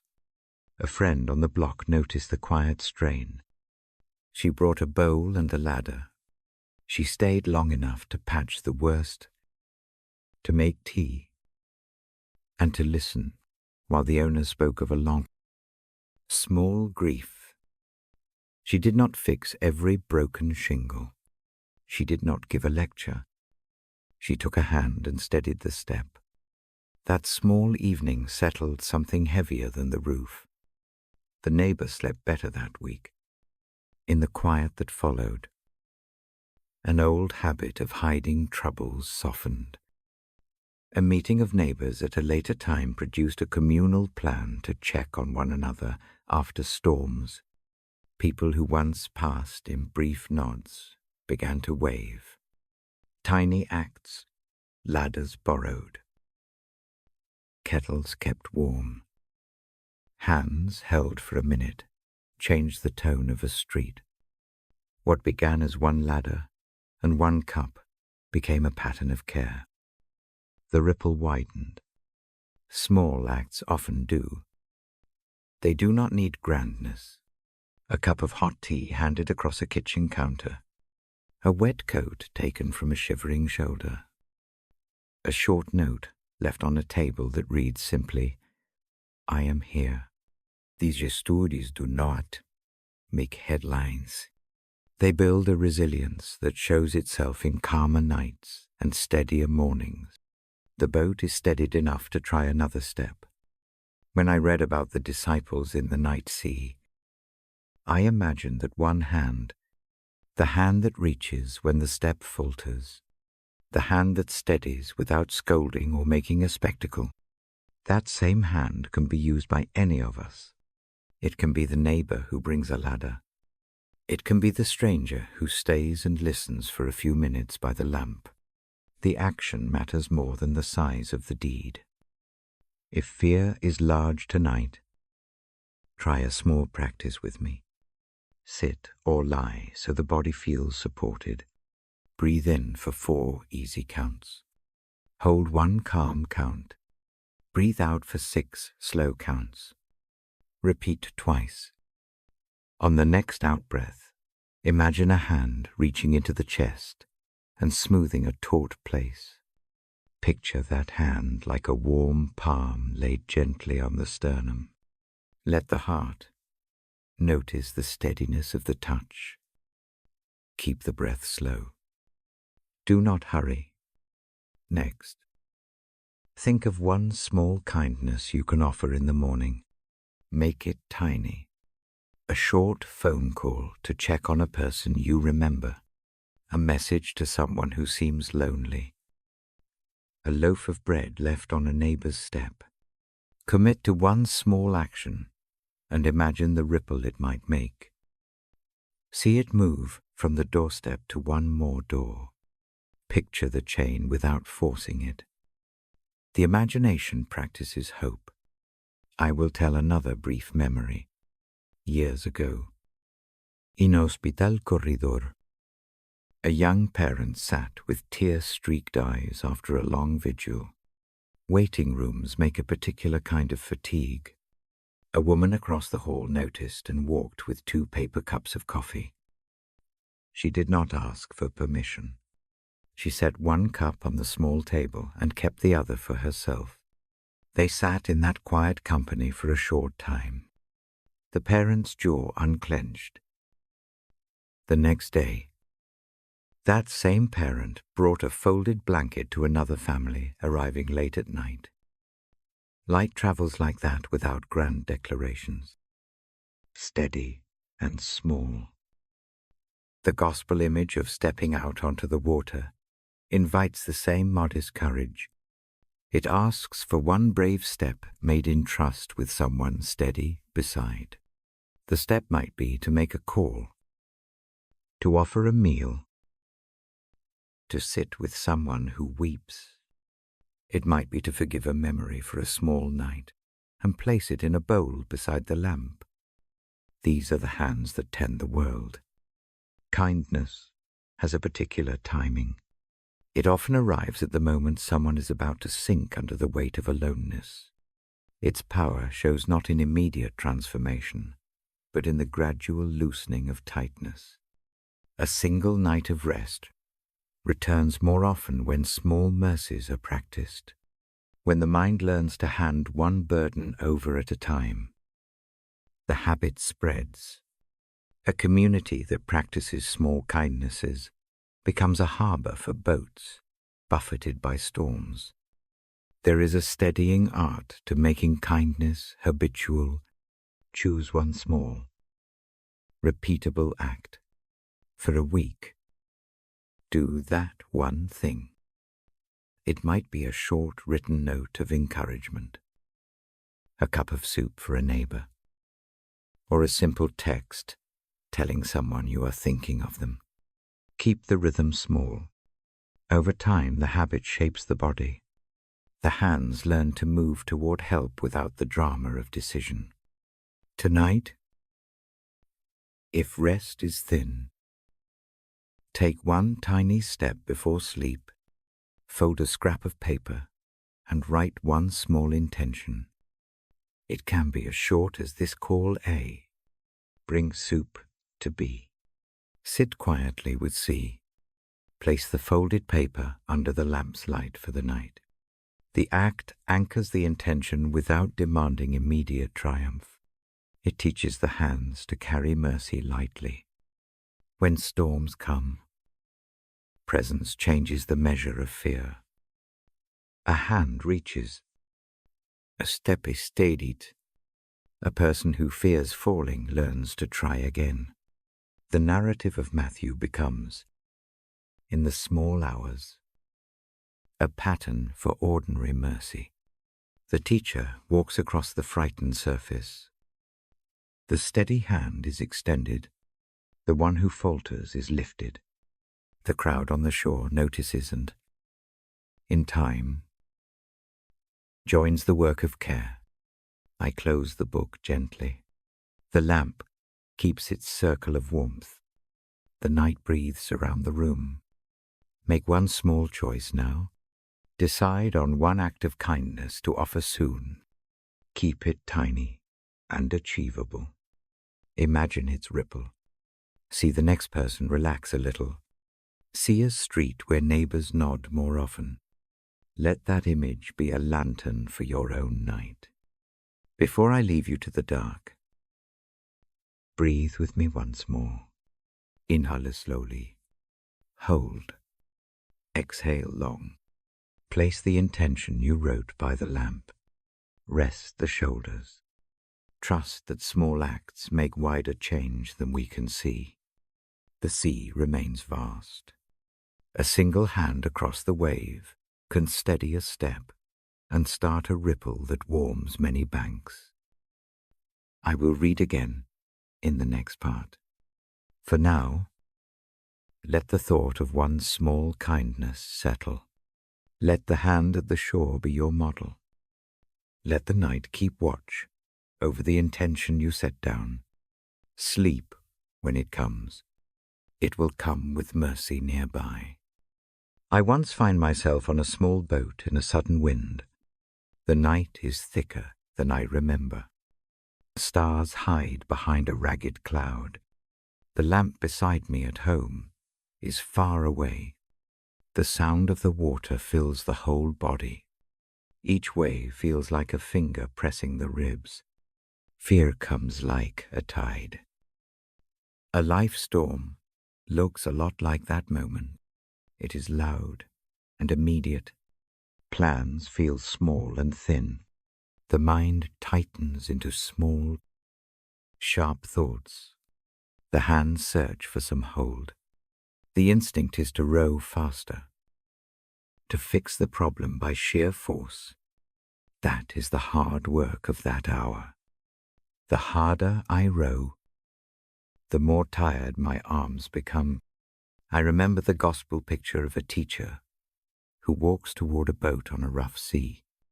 The teacher does not scold. The teacher steps across the water. The call to step out is gentle. It is an invitation to move toward hope, even when the floor seems unsure. In my own storm, I think of that invitation. I tuck the Bible under my arm. Like a small compass, the words are close enough to touch. The memory of the story steadies the breath for a moment. The urge to clutch every rope loosens a bit. Trust feels like a small muscle. It is not strong by default. It strengthens when practiced. So I do a small thing first. I slow the rhythm of the breathing. If a 4 counts, hold for 1, out for 6. The ocean keeps roaring. But a small corner of the body listens. The shoulders drop a little. The mind can follow a single anchor breath. That anchor does not change the wind. It changes the way the body meets the wind. Then comes the step I remember best. It is not bold in the way the world admires. It is quiet. I think of the one in the story who steps out. He puts a foot out of the boat. It is a small act of trust. The next foot follows. Each placement is careful. It is not reckless faith. It is measured courage. The person is aware of the waves. He keeps his eyes on the teacher who walked to meet him. For a time the step succeeds.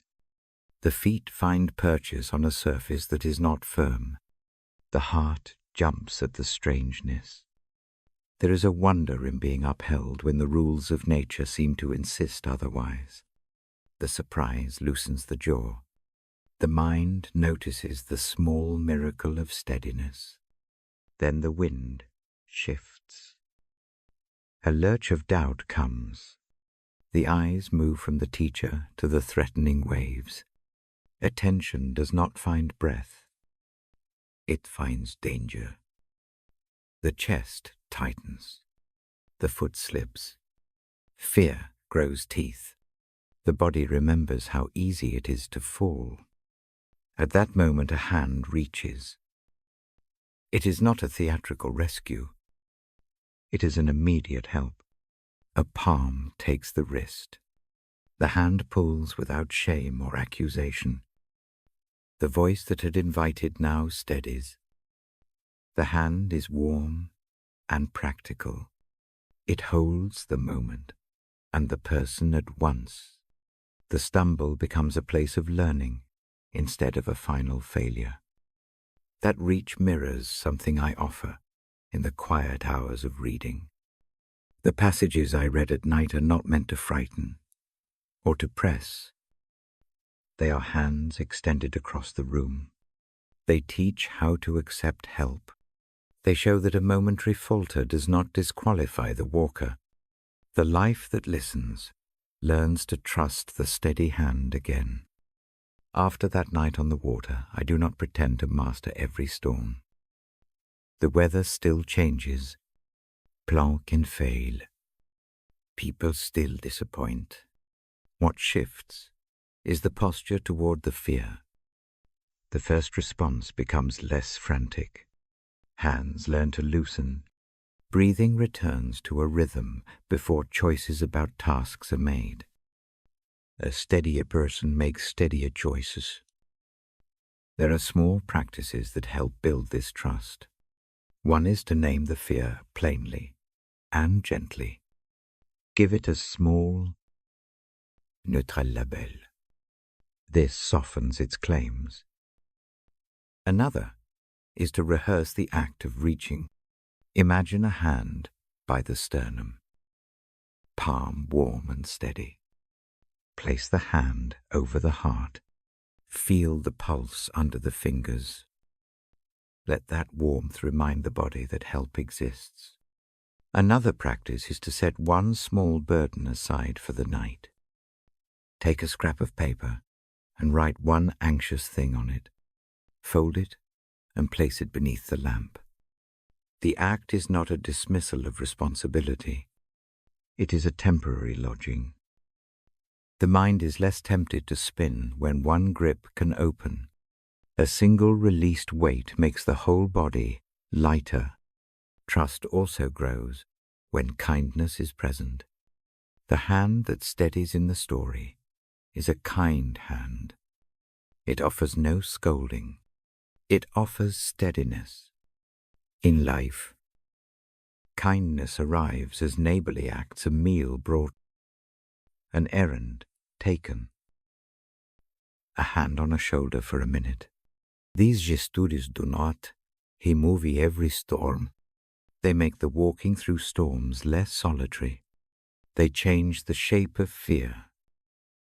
There is a memory that holds for me. A small boat in a November dusk. The wind comes to throw the oars. A friend steady beside me hands a warm blanket without words. It is a simple mercy. The blanket does not stop the storm. It keeps the chill from settling into the bones. That warmth invites a slowed breath. Rest returns in tiny increments. Moments of faith are often like that, not sudden and bright, rather patient and domestic. They dress the wound with care. They make space for the next small step.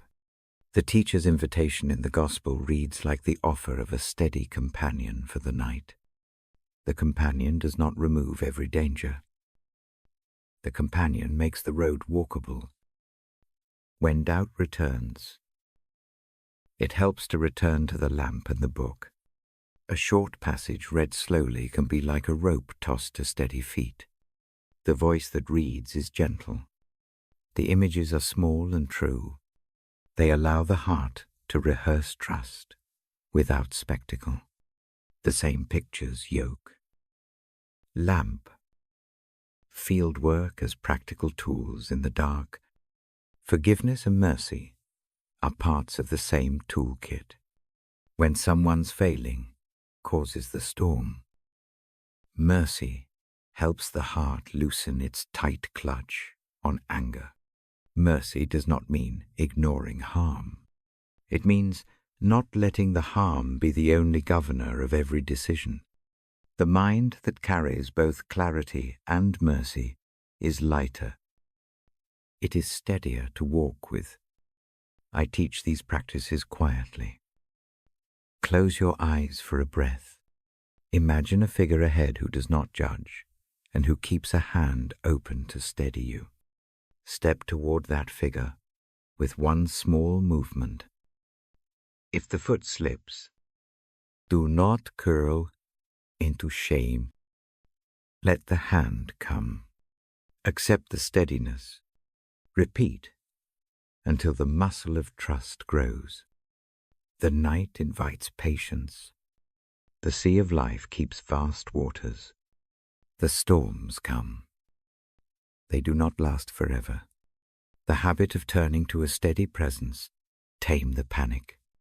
It makes room for ordinary rhythms stretching the hands. A slow meal. Warm sleep. These rhythms do not defeat storms, but they change the response to them. Of course, learning is ongoing. Some nights the hands still clench. Some mornings the worry returns with stubbornness. The practices are not magic. They are faithful work. Do the small things again. Breathe. Write the worry on a scrap. Place it by the lamp. Take one tiny step toward someone who needs help. Each small act stitches a seam in a frayed life. Before I close this part of the reading, try one simple exercise with me. Place a hand lightly on the chest. Breathe in for 4 counts. Hold 1 count. Breathe out for 6 counts. Picture a hand reaching into the room and resting over your hand. Imagine warmth passing from that palm. Let the shoulders drop. Offer 1 small worry into the imagined hand. See it lie there calmly. Rest for a moment in that steadiness. These moments of faith in storms are invitations more than demands. The invitation asks for small acts of trust. It asks for accepting help when it arrives. It teaches that falling does not end the journey. A steady hand will often be there to lift. The practice of trust grows by repetition. The life that practices finds calmer nights. I set the book down for a moment and watch the lamp. Its small circle of light feels like a harbor. The memory of walking on uncertain water is not a lesson in proving myself. It is a reminder that hands can hold. Trust is not an instruction to be fearless. It is a way to be steadied when fear comes. The next step is simple. Breathe slowly. Let a small burden rest. Place faith in the hand that reaches when the night deepens. The small lamp keeps watch. The habit of trust becomes a soft companion. The storms still come, but the steps through them become steadier. In the morning, more work waits. For now, accept the reach. Rest under the steady hand. Sleep with the knowledge that someone walked across the water once and met a faltering foot with mercy. Tomorrow will have its tasks.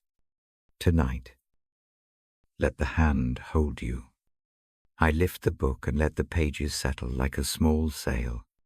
The lamp still spreads its circle. Tonight I come to a simple invitation from the teacher. Ask, seek, knock. The words sit like 3 small doors. Each one opens a different way of coming near. I do not read them as commands that press. I read them as habits for the tired. They are practical ways to bring questions into a safe place. Ask is a gentle act. Seek is a slow walk. Knock is a patient pause at a threshold. Ask first. Asking is small and honest. It begins with a single need. It names one thing, not a long list. The voice in the dark can say 1 sentence. It does not need to be ornate. The act of asking takes a burden out of the clenched fist and lets it rest on a table. It is a way to speak the night's need aloud, or in a quiet thought, so it no longer gnaws in secret. When reading, I often invite a single request. It might be for rest, or for courage to face a morning task. It might be for mercy toward a harsh thought. The asking itself is an act of trust. It says, in a plain way, I am not alone in this. The night hears that sentence. The body learns to unclench a little. Seek next. Seeking is movement. It is a steady step toward clarity. It does not hurry. It moves at the pace of breath. Seeking looks for small truths that calm the heart. It does not pry open every locked memory. It walks a garden path and notices a single blossoming plant. It checks 1 fact, learns 1 gentle lesson, and rests again. A simple practice fits here. Choose 1 small truth to seek tonight. Perhaps find 1 fact that needs answering in the morning, or seek a memory of kindness to hold before sleep. Make the seeking a brief, deliberate act. Walk the idea with soft attention. The mind learns to be curious rather than frantic. Knock is the last of the 3 doors. Knocking is deliberate waiting. It is a soft tap at the doorway of an answer. The motion itself is gentle. It asks for entry and then allows time for the door to open. Knocking trains patience. It teaches the heart to wait without collapsing into fear. A short ritual might help. Place a hand on the chest. Breathe in slowly. On the out-breath, imagine a small knock on a wooden door. Pause. Listen. Do not rush to force a response. Allow a quiet interval. Sometimes the answer arrives in a feeling of release.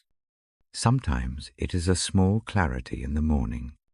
The act of knocking changes how the night is born. These 3 doors ask. Seek. Knock work together. Asking brings the need into light.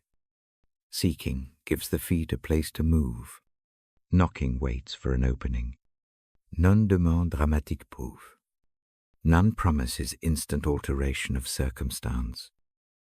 They offer a steady approach to presence and help. The teacher pairs this invitation with a simple assurance. When the small hands reach, a response comes. The image is not of an impatient judge. It is of a kindly host who knows the knocks and answers with care. The host gives what is needed for the moment: a blanket, a coupe, a git gorner. The language of the gospel is practical. It tends the immediate needs rather than solving everything at once. I remember a night when a neighbor could not sleep. Anxiety kept visiting. The chest felt clenched. Words barely formed. We sat with a lamp and the book between us. The neighbor asked for help with one fear. Then she sought a small fact, a form she needed tomorrow. Finally, she knocked in patience, waiting for a calm that did not arrive at once. The practice changed the night. She slept a few hours with fewer starts. The morning brought steady footing. Not magic, but something like mercy. As the one who reads these passages for others before they sleep, the task feels gentle and humble. These words shape small bedside rituals. I paraphrase them and then leave a silence long enough for the heartbeat to adjust. The practice is not to produce answers, but to create a posture that allows answers to come without panic. The 3 acts also teach the shape of prayer that rests. Many imagine prayer as a long list given at once. Here, the pattern is different. It asks for single step. It invites a practice slowly. The night needs this order. Noise of worry dwindles when one need is asked and set aside. If rest resists tonight, try a short exercise I use while reading. Take a small slip of paper. Write one brief request. Fold it once. Put it under the lamp's light. Then take a quiet walk around the room. This is the seeking. Move at a single slow pace. Return and stand at the door of sleep. Tap the doorstep with 2 small knocks. Wait. Breathing gently. Let the feeling of having asked, sought, and knocked be enough to sit with. Leave the paper by the light. Trust that the night can keep it. There is tenderness here for those who fear asking. Pride, shame, or old hurt can make the hand stay closed. The teacher's invitation is aware of this. Asking does not mean exposure to judgment. It means placing trust in a safe place. The act can be private and small. Mercy meets the timid as readily as the bold. Seeking can be useful for the restless. Often the mind sprints through scenarios. Seeking narrows the footpath to one clear step. It says, look for the close thing, not every distant danger. A candle in a narrow hallway is more helpful than a floodlight across a whole plain. The habit calms the nervous system. It trains the attention to be precise rather than scattered. Knocking is a balm for impatience. It teaches a waiting that does not panic. There is dignity in waiting calmly. It is a defiance of the frantic habit. The door does not always open quickly. It opens eventually. Sometimes it opens slowly across a week or a month. That slow opening does not mean absence of care. It means that some answers arrive in their own time. These habits also reshape relationships. Asking another for help often invites a reciprocity of care. Seeking together becomes a shared walk. Knocking together is mutual patience. A family or a small group that practices these simple acts grows a softness at its center. People cease demanding each night to be perfect. They begin offering small lamps to one another. Listen now to a brief practice of all three. Breathe in slowly. Let the chest fill. On the out-breath, say one small ask silently. Take 2 gentle steps across the room as seeking. Pause at the doorway and tap twice. Patiently, hold silence for 5 slow breaths. Notice any change in the chest. The body will remember this motion. In time, asking, seeking, and knocking becomes as natural as brushing teeth before bed. There are nights when answers do not look like answers at all. The response may be a subtle easing of a tight muscle. It may be a dream that reorders a worry. It may be a neighbor's text at dawn. The promise is not a guarantee of immediate removal. It is a promise of attention. When one asks, one is attended to. That attention matters greatly. When teaching these patterns to others, the emphasis stays on mercy and presence. Avoid turning the practice into a measure of faith. It is not a spiritual speed test. It is skin-on-skin tenderness for the heart. Let the acts be small, repeatable, and forgiving of failure. If the hand forgets to ask tonight, ask tomorrow. If the seeking wanders, return gently. If the knocks feel unanswered, keep the hand open. The habits train long muscles. A short image may help hold this part. Picture a small house with 3 doors on its porch. One door has a bell for asking. Another has a map hung by the frame for seeking. The third has a gentle knocker. Each door receives visitors differently. Each is open to those who come late at night. The host inside knows the needs. The house is warm. The porch cushions weary feet. Before the page closes, choose a single small thing to ask for tonight. Make the words few. Seek one small truth that brings calm.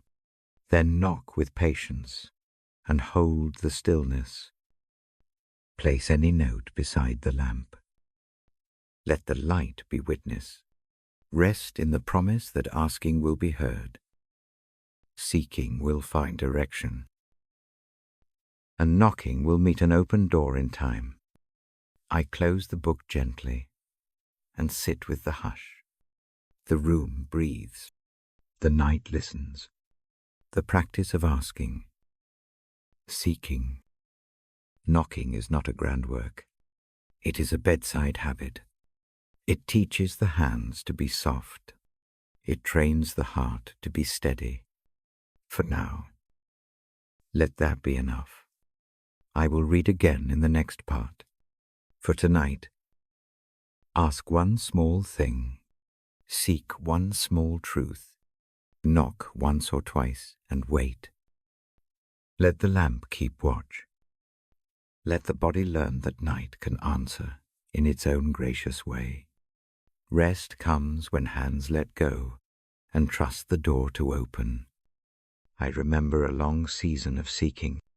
It feels near still. The lamp is low in that memory, as it is here. I am the one who reads the Bible before sleep. I read, and I listen. I also learn by doing. Seeking becomes a practice for me then. Not a frantic sprint. It begins with a small unease. A choice hangs in the air. It is not loud. It sits like a soft ache behind the breastbone. I keep turning it over. The mind makes plans.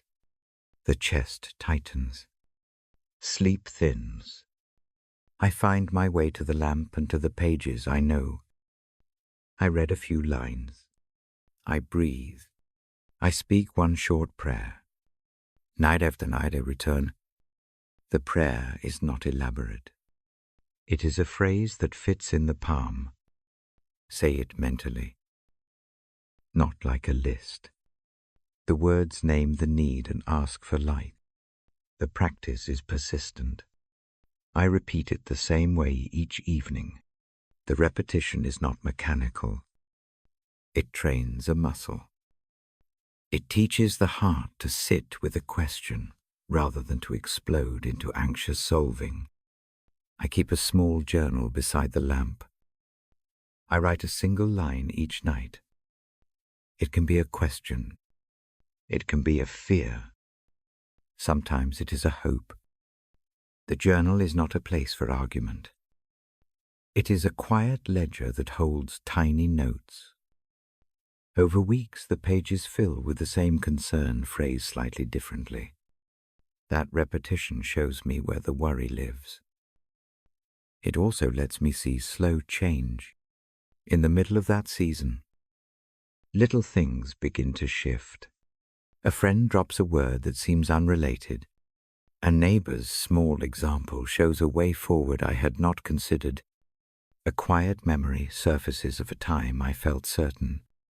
These things do not shout. They come like light through the curtains at dawn.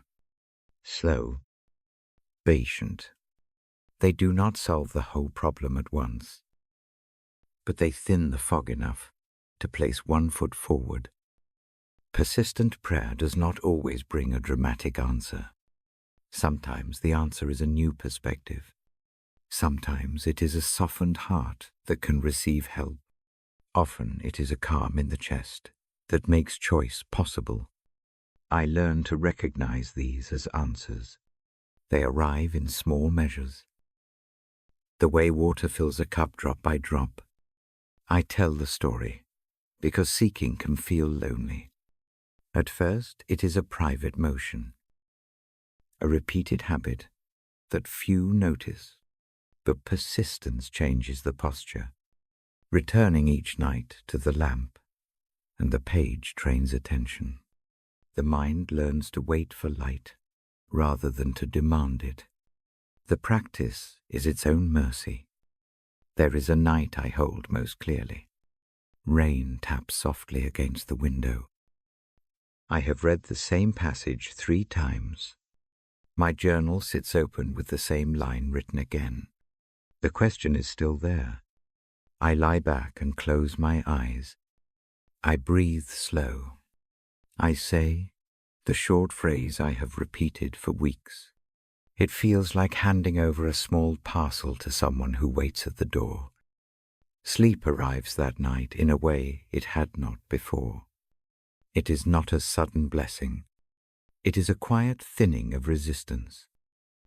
The next morning, a neighbor speaks lightly about a different job opening. The opening is not a ready-made solution. It is an option I had not considered. I take one small step toward it that day. The step feels less heavy. It is possible because the night had been used to practice handing things over. Sometimes answers arrive in unexpected forms. A song on the radio. A line in a book I find by chance.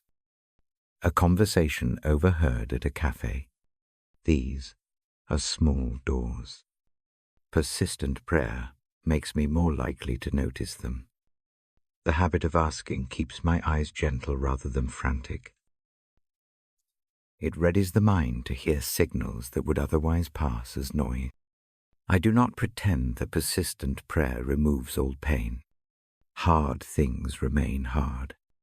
Loss does not vanish because I pray. But the practice of seeking changes how I carry those hard things. It makes the burden shared rather than hoarded. The night becomes a place where I can unload a little and return to rest. That mercy is real. There are practices that support the seeking. I read a short passage each night. I fold the page gently after the words land. I breathe in a slow rhythm. I write one line in the journal. I set a simple intention about the next day. These habits are small. They are not heroic.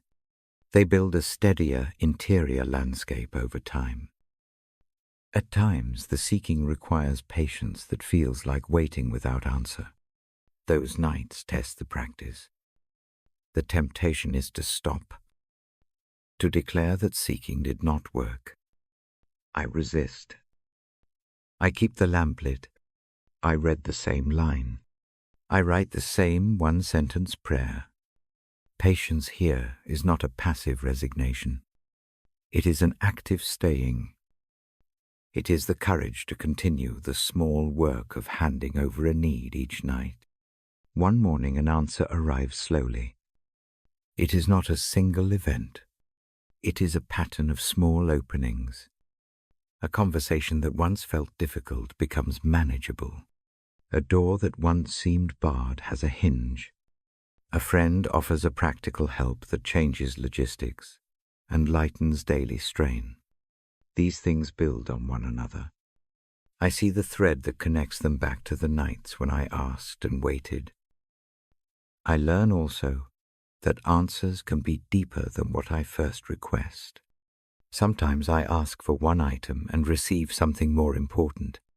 I might pray for clarity about a job and receive a new compassion for myself instead.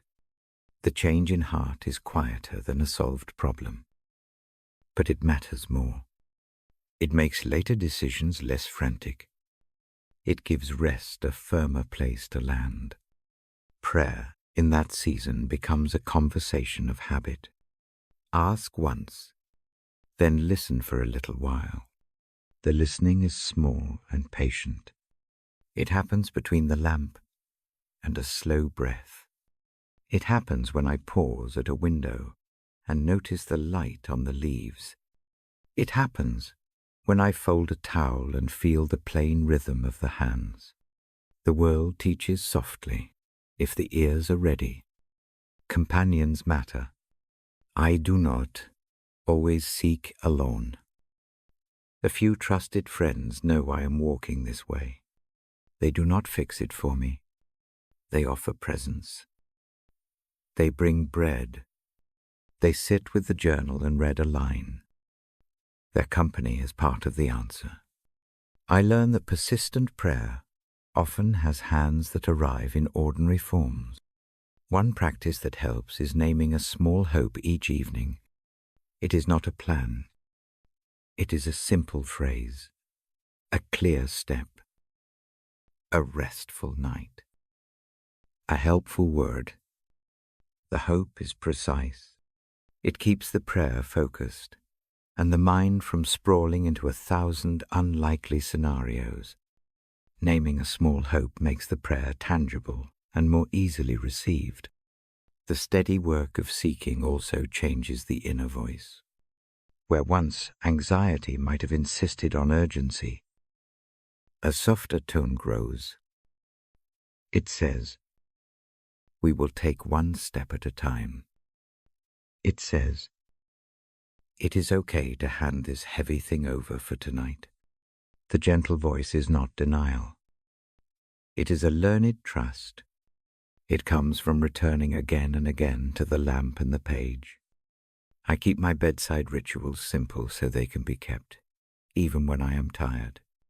A short reading, a slow breath, a line in the journal, the one-sentence prayer, a pause.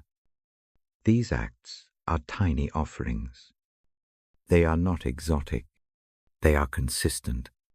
They do not require an answer to be useful. Their usefulness is informing a habit of seeking that does not burn itself out. There are nights when the seeking feels like no more than a whisper. The request is tiny, yet the habit matters. It keeps alive a posture of dependence. It resists the lie that I must solve everything from within myself. That posture is merciful. It allows the heart to be lighter than it would be if it bore everything alone. When I read the Bible to others in the evening, I often share this story. I speak of seeking as a steady practice. I do not give hard rules. I offer small examples. I ask listeners to choose a short phrase they can repeat. I ask them to write one sentence in a journal. I invite them to rest their questions on the lamp's table for the night. These gestures are practical and calm. The story has a clear purpose. It is not a sermon. It is an invitation to patience and persistence. Persistent prayer is not a quick fix. It is a habit that trains the heart to notice small openings. It softens the chest. It makes room for help when it comes. That help often comes in plain, almost ordinary forms. If you would like a small exercise now, try this with me.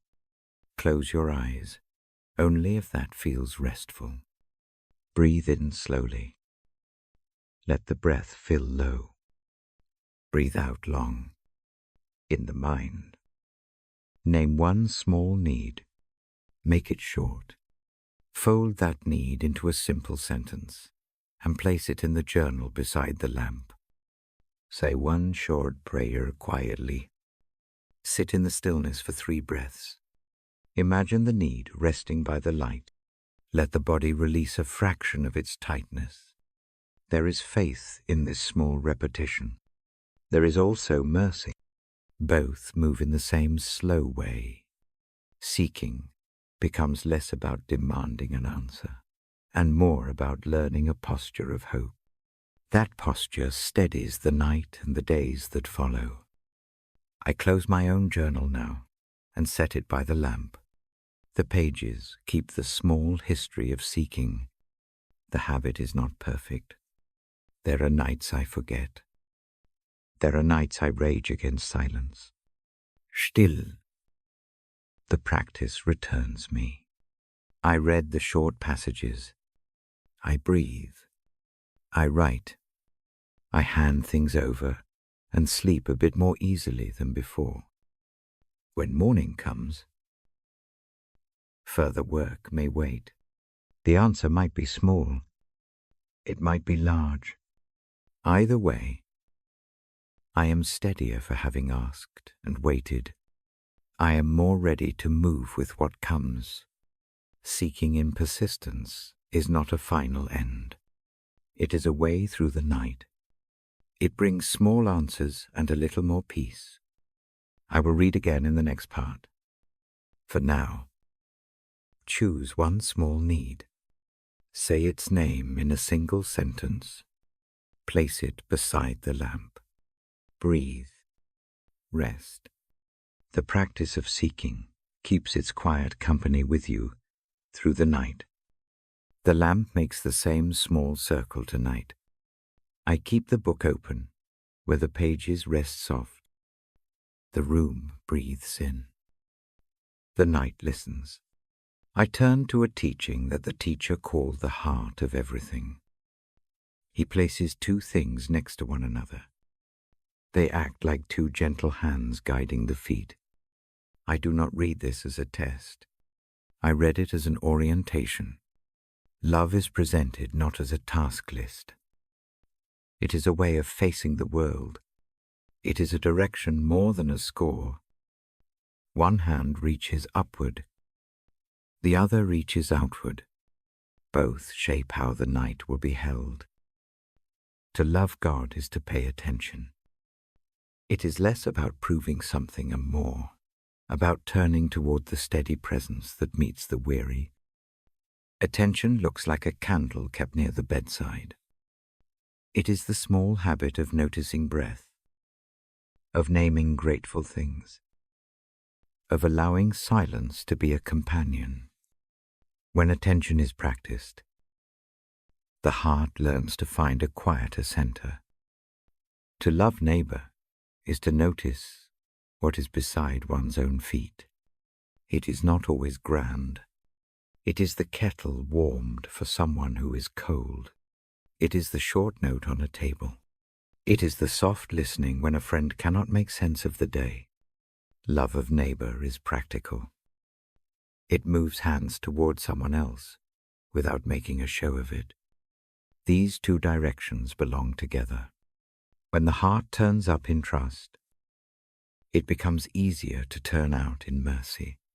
The inward posture of being received makes simple outward care possible. Mercy looks less like sacrifice and more like natural response. A rested heart tends to reach. I speak slowly now because these lines are not meant to be hurried. Take a breath with me. Breathe in for 4 counts. Hold for 1. Breathe out for 6. Place the right hand gently over the sternum. Feel the life there. Love often begins with a presence placed there, soft, steady, available. Let this be the base for what follows. Imagine a small house on a quiet lane. A lamp sits by the window. The person inside keeps the lamp trimmed. People pass and feel steadier because there is light. That lamp is love lived simply. It does not demand applause. It offers warmth. If the heart were a house tonight, what lamp is kept burning? What small light could be tended? There is a way to practice loving God in the small hours. Name 3 small, true things. They need not be large. A warm meal, a hand held, a sky that showed color at noon. Say them inwardly. Let gratitude rest there. The act of naming is a way to look up. However briefly, the current that runs through the night is quieter after the small practice. Next, practice loving neighbor with one tiny choice. Pick one person who will cross your mind before sleep. Picture them for a moment. Do not force large plans. Think of one small thing that could ease their evening or their tomorrow.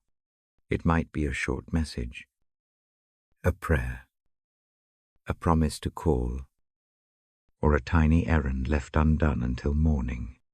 Keep the action modest.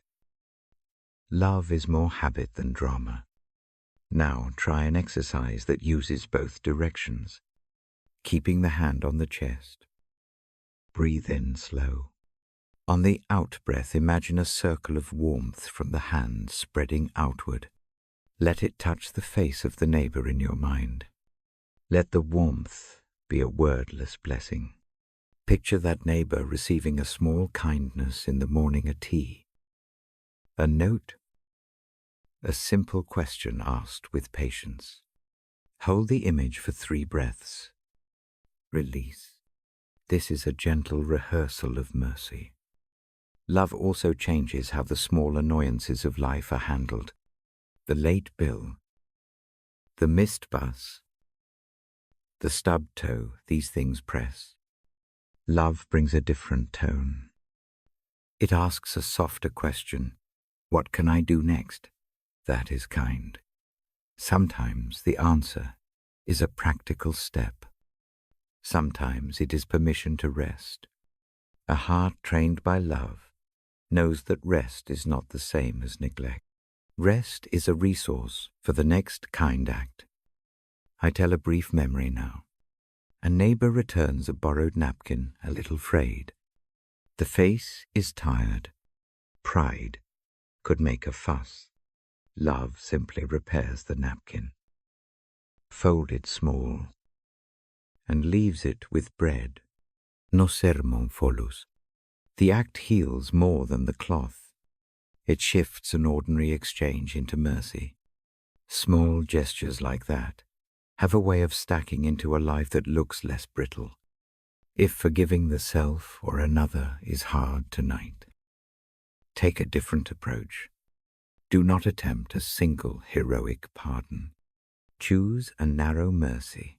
Pardon one small phrase, one remembered detail that replays most loudly. Write that small item on a scrap. Fold it once. Place it beneath the lamp. Let the action be symbolic and practical. For the night, that piece is set aside. The rest of the ledger can wait. A practice for family or household life is equally small. Before bed, say one short kindness aloud to the room. It can be as plain as noting the warmth of shared blankets or the quiet that lets someone read. The habit trains ears to hear goodness. It teaches the household to be a place where loving speech is habitual rather than exceptional. There is also a way to be neighbor in distance. Send a short message to someone who might not expect it. Say nothing weighty. Send a simple sentence of presence, thinking of you tonight. Hope this finds you at rest. Small messages like this do not push. They keep a line open. A single sentence can be the lamp for another's night. Love requires humility. It asks for lowliness of heart without self-abasement. Lowliness here is a readiness to be taught by the small facts of life. It is learning that a hand that brings a bowl is not lesser than one that speaks from a high place. Humility reshapes how mercy is offered. It makes help feel like companionship instead of charity. Guidance for the coming morning can be made tonight. Choose one practical act that expresses love. It can be as tiny as placing a glass by a bedside for someone who rises thirsty, or setting out a shirt, or clearing a path of small clutter. Intention makes loving acts easier to perform once the day arrives. The decision tonight is a small offering to the future. If the mind resists this framing, return to the breath. Place both hands flat on the thighs. Breathe in slowly and imagine drawing love downward into the feet. On the out-breath, imagine that love moving outward. A small pulse of kindness toward someone else. These bodily movements teach a heart that lives by two directions: inward reception, outward giving. Mercy often grows from repetition. Practice a short phrase until it fits in the mouth easily. Let it be a small prayer of readiness. Show me one small way to be kind tomorrow. Repeat it once. Keep it simple. The heart learns through habit. Love becomes more likely if it is practiced in the small rituals of each evening. Do not mistake gentleness for weakness. Loving in this quiet way takes steadiness. It asks for decisions that do not make news. It asks for steady habits that reshape a life. The teacher is not calling for performance. He invites a posture that has patience for the slow work of mercy. Here is a closing exercise to carry into sleep. Take a slip of paper. Write one name. It may be God. An image of the steady presence. Or a neighbor who needs some care. Fold the paper once. Set it beneath the lamp. Place the hand on the chest. Breathe in for 4 counts. Hold 1 count. Breathe out for 6 counts. Imagine the lamp's light widening ever so slightly to touch the name on the paper. Whisper, a small intention, may this person know rest. Keep that stillness for 3 more breaths. Let the eyes rest. The gospel has placed 2 directions before the night. They need not be balanced perfectly each day. Sometimes the inward turn will take longer. Sometimes the outward acts will be tiny because strength is low. The teaching holds mercy in both directions at once. It allows the tired to find a pattern that supports them, rather than exhausting them. I close the page and let the room keep the light. The lamp will watch. The simple practice of love can be resumed tomorrow. For tonight, receive the quiet invitation to love inwardly and outwardly in small measures. Set the folded paper by the lamp. Breathe slowly. Let the chest rest beneath the hand. Sleep will come with that double orientation in the heart. I will read again in the next part. For now, allow one small act of love to be your practice tonight. Let it be gentle. Let it be simple. Let it be enough. I settle into the same chair. The lamp makes its small circle of light. The Bible rests on my knee. I am the one who reads these pages before you sleep. My voice is low. My sentences keep a slow pace. Tonight I think of tenderness shown in plain things. Love appears in the ordinary. It comes as hands doing simple tasks. It comes as time given without expectation. These small acts do more than fix one moment. They change the shape of a day. Over weeks they change the shape of a life. I keep my examples plain. A cup of tea poured and set down, without a question. A sweater mended. Stitch by patient stitch. A coat left on the chair and not in the closet because someone will need it soon. A note tucked under a mug, thinking of you. These gestures are quiet. They do not demand thanks. They steady the heart. Sometimes love is practical work. I bring a light bulb and climb a short stepladder. I tighten a loose hinge. I carry a bag from the car to the door. These small repairs do not make the whole house new. They keep a room from leaking worry. They say you are not alone in the ordinary chores of living. I often read aloud about mercy. Now I watch mercy move into daily rhythm. Mercy looks like patience in a kitchen when tempers fray. It looks like speech slowed, so a tired friend can find words. It looks like stepping back so someone else may speak. These soft choices repair strained lines between people. Love also shows in listening that stays long enough to matter.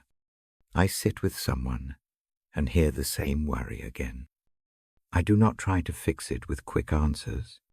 I hold the silence and let the person find the phrase that matters. That presence is a gift. It tells the heart you may be known without being corrected. There is a careful art to doing small things well. A bowl is washed and dried with the same attention as if it were a vessel for a prayer. A bed is made with care, not as a task checked off, but as an offering to a sleeping person. The gentleness of these acts teaches bodies to relax. They teach minds to trust that someone notices small needs I tell a short story of ordinary repair. A neighbor's evening became heavy with worry. I bring a kettle and listen. We mend a small tear in a jacket by the lamp. The mending is slow. We do not solve the larger problem. Still, the act of sewing quiets something. It turns a tense night into a room where hands can move and thoughts can soften. The neighbor sleeps with fewer starts. The relationship loosens into a form that can hold more truth. I practice a habit before reading the Bible each night. I choose one small act of kindness to carry into the next day. It may be a prepared lunch for someone who works early. It may be a promise to call at a particular hour. The list stays short. One tiny commitment prevents a heart from scattering itself in a dozen directions. The single act becomes a small habit of love. Words matter, but action often speaks first. A quiet phrase is tender when it is followed by a simple deed. Saying, "I will come," and then turning up with a loaf of bread keeps trust. The action makes the words reliable. Habit teaches trust to a wary soul. Trust is the slow fruit of repeated small kindnesses. Touch matters in the right way. A hand on a shoulder. The pressure of a palm on a back while someone steadies their breath.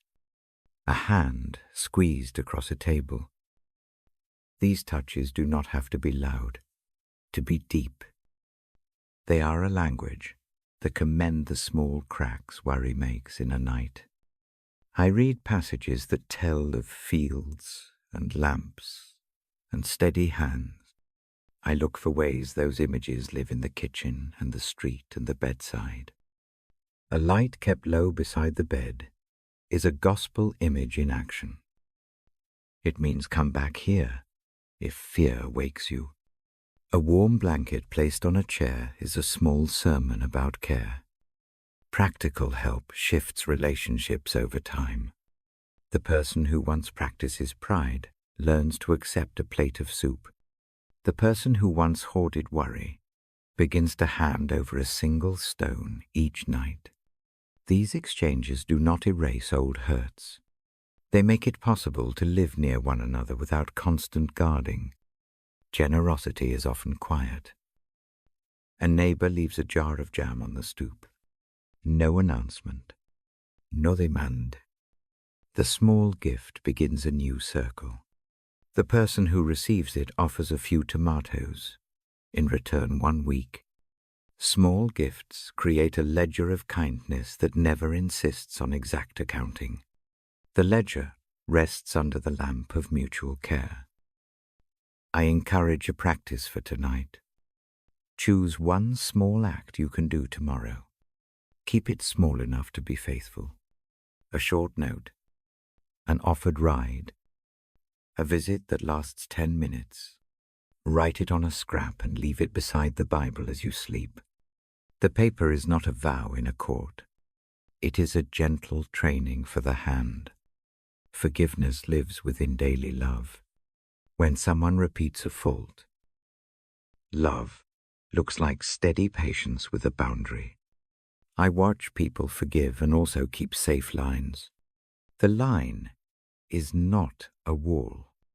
It is a frame that keeps mercy from burning out the one who gives it. Setting a limit and offering a meal can exist together. They are both forms of love. Kind words matter in small ways.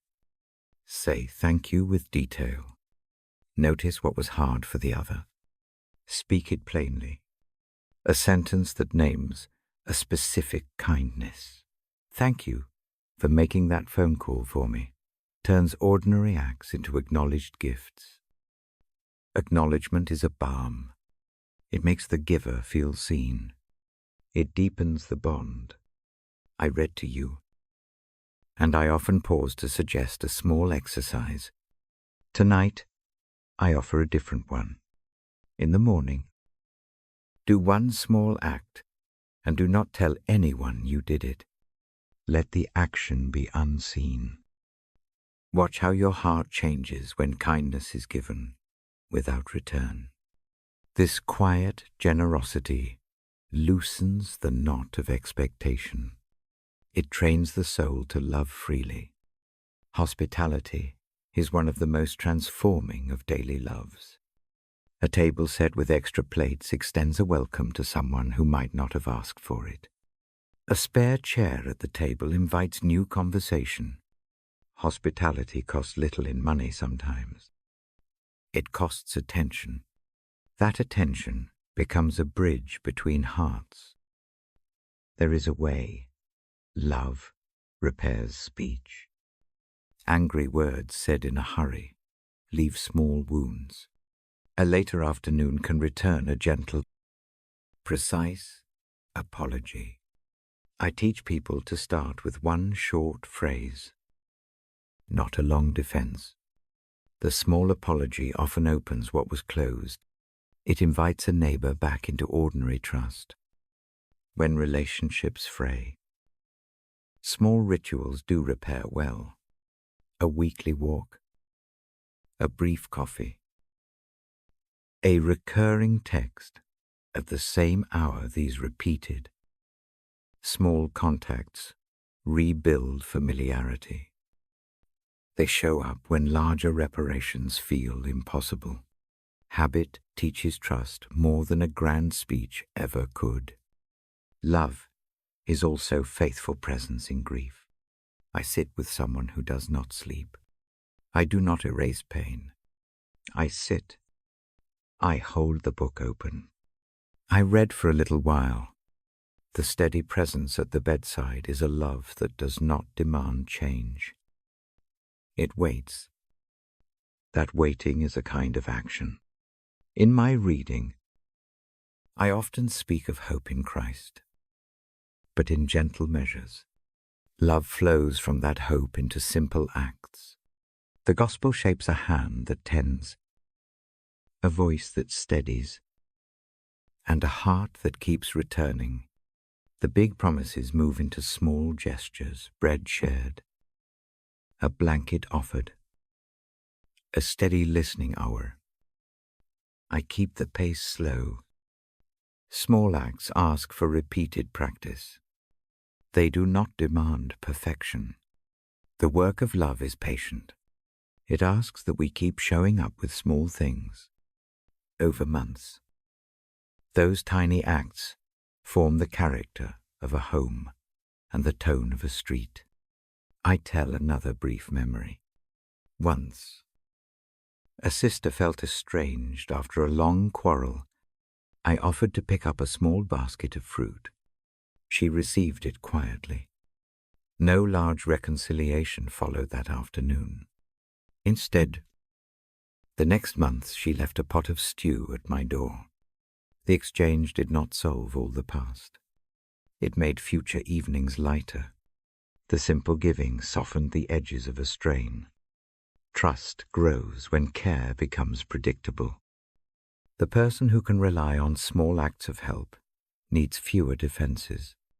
They sleep with a little less tightness.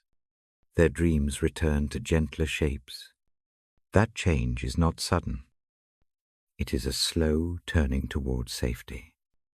Tonight, before I read a passage, I invite you to choose one small thing. It can be an act of repair, a brief message, a cup left on the table, an apology whispered under breath. Make it tiny and kind. Keep it doable. Let it be your first act of love tomorrow. I close the Bible gently. The lamp keeps its circle. The room keeps its quiet. Love in daily life looks like hands that do small things without applause. It looks like the steady return to care. It does not solve everything at once. It transforms relationships slowly by making them safe places to rest. I will read again in the next part. There we will move toward calm practices to nurture peace within and around you. For now, choose one small act of love. Leave a note beside this lamp. Sleep with that intention. Let mercy and hope rest with you tonight. The lamp keeps its circle of light. The room breathes slowly with us. I sit with the open book and let the night hang soft around the window. Tonight, I linger on a line that has long steadied the anxious heart. The line says, in effect, that what seems beyond reach can become possible when one walks with a steady presence. I do not read this as a promise of magic. I read it as a quiet reassurance. The phrase invites trust. It invites patience. It offers a hope that is small enough to be grasped in a single hand. It asks only that we move toward help, not away from it. Think of a task that felt impossible once, perhaps making peace with a relation that broke, perhaps finishing a work that always stalled, perhaps letting go of a fear that wakes the chest at night. The thing is not a mountain that dissolves by a single shout. It is a rock that can be climbed step by step when someone goes with you. I tell a short memory now. A woman I know has lived for years with a problem she thought could not be changed. It sits like a letter that will not be mailed. Pride and fear keep hands closed. One evening, she sits by my lamp and breathes with the story I read. She lets the idea of possibility enter slowly. She names a single small hope, not the whole mountain, not the final outcome. One small, reachable thing that could be different by morning. She writes that small hope on a scrap, folds it once, and lays it beside the light. The movement is modest. A change begins not instant, but started. Little beginnings are the point. The teacher's words reframe the scale. With an attendant hand, a hard thing becomes a series of doable steps. A closed door opens a crack. A knot loosens a bit. That degree of change matters. It keeps living from shrinking into despair. This is how I teach the bedside practice. Pick one small impossibility and name a single, tiny first step that would look different if a merciful presence were walking beside. Keep the step small enough to do tomorrow. Even if the body feels tired, it might be a short message. A polite question, a gentle phone call, or a minute of preparation. Make it manageable. Make it real. A gentle exercise may help. Breathe in for 4 counts. Hold 1 calm count. Breathe out for 6. Do this twice. On the next in-breath, imagine the impossible as a dark knot in the center of the room. Speak to a companion entering slowly. The companion does not shout. They sit and begin to pick at the knot, strand by strand. Each strand that comes loose is not a miracle. It is a steady work. Feel the chest move as the knot gives an inch. Repeat the breath and notice the chest ease. Possibility often arrives through accompaniment. I have seen it in small, human ways. A neighbor who stacks another person's firewood when knees are weak. A friend who reads aloud a letter until the writer finds the courage to sign it. A child who takes one more step because a steady hand holds a finger. These acts do not erase difficulty. They change its texture. When I say with God all is possible, I mean that the presence we imagine opens space for such hands to reach. The presence is not an abstract rule. It is the company that steadies a step, the calm voice that steadies shaking hands, the patience that waits while decisions find shape. The promise read at night is the assurance that someone attends to the small beginnings as well as the big ends. Hope grows as a habit. It needs regular watering. I suggest a small nightly ritual. Take a scrap of paper. Write one short line. The one small hope you will try tomorrow. Fold the scrap and place it where the lamp will catch it. Do not try to solve every difficulty. Let the single line be the practice of courage. In the morning, take one tiny step toward that line. Do not expect resolution. Expect movement. Keep the lamp and the scrap as witnesses to a habit of trying. Possibility also means allowing room for limits. Not every outcome changed overnight. Some doors remain closed for a long while. The assurance is not that every wish will be granted in the way imagined. The assurance is that help comes in forms that make walking bearable. The path sometimes reforms underfoot. Sometimes a new door appears. Sometimes the burden is carried with you for a season. The presence keeps company through the passage. I tell another small story. A man in town feared losing control over a problem that had taken years to gather weight. He could not sleep. He rehearsed worst case after worst case. We did a practice of dividing the big problem into small pieces and choosing one that could be tended immediately. He worked on that one thing. In time, several other pieces shifted as well. The change did not come as a thunderclap. It came as slow repair. The habit of taking the next small step mattered more than any grand plan. When impossibility presses, attention tends to shrink to the worst case. The mind imagines the largest outcome. The practice I recommend is to widen the view gently.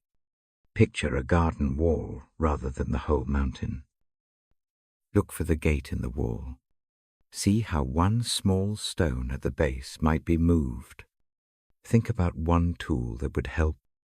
That kind of focus is practical. It turns despair into strategy without making the heart a list of demands. There are simple bodily cues that help the mind accept possibility. Lengthen the spine a little. Let the shoulders fall. Relax the jaw. Place a hand on the chest and feel the slow beat. These micro actions signal safety to the nervous system. When the body hears safety, the heart tends to imagine solutions rather than collapse into fear. A steadier body helps guide steadier steps. Mercy and possibility travel together. Mercy does not demand instant transformation. It gives time for little things to become new. Mercy receives the fumbling attempts and the short-lived courage. It encourages trying again. It forgives the nights when the mind returns to old fear. When mercy is present, the muscle of hope grows sagely, not frantically. I encourage a final short practice before sleep. Close the eyes if that helps. Breathe slowly. Bring to mind one thing that felt impossible in the day. Make it small and particular. Place it in the mind's hands like a fragile object. Offer it, in thought, to the steady companion who walks with you. Ask for one tiny opening. Then let the mind rest. Do not demand immediate proof. Let the act of offering be enough for tonight. As I fold the page, I remember that the last part of our reading is near. One chapter will remain. The night ahead is not empty of care. It holds the small promise that steps can be taken, that burdens can be met in company. and that hope is a practice as much as a thought. Rest. For now, in the quiet assurance that a presence attends to what feels impossible. Keep the lamp near. Keep the breath slow. Keep the single scrap of hope by the light. Sleep will come in its time. The heart that learns to hand over one small impossible each night finds, over weeks, a new steadiness. That steadiness is enough tonight. It is enough to make room for the final reading that will come in the last part. For now, breathe, and let the small promise rest with you. I close the book gently, and let its weight rest in my hands. The lamp keeps its small circle. The room breathes with the same slow rhythm we have kept together. I have read for you. I have come with the quiet words that bend toward mercy. Now we sit in the hush, and let the sound of the evening settle. Listen to the room. Hear the small things. The lamp breathes little shadows. The house exhales. A distant clock moves with a steady tick. The silence is not empty. It holds the space where grace can come and rest. I will not hurry these last moments. I only offer a few simple acts to carry the calm into sleep. Place your hand where it feels warming. If you like, lay it over the heart. Feel the beat there. This pulse is steady and real. Count 4 slow breaths with me. In for 4. Hold for a beat. Out for 6. Repeat twice more. Let the counting be gentle. Let it be a small rope for the mind to hold. Think of one small truth you can carry to bed. Choose it now. Do not make it complicated. It might be a single line, I am not alone. Or mercy finds the worn places. Or rest is given tonight. Hold that sentence softly in the mind. Let it sit like a single candle flame.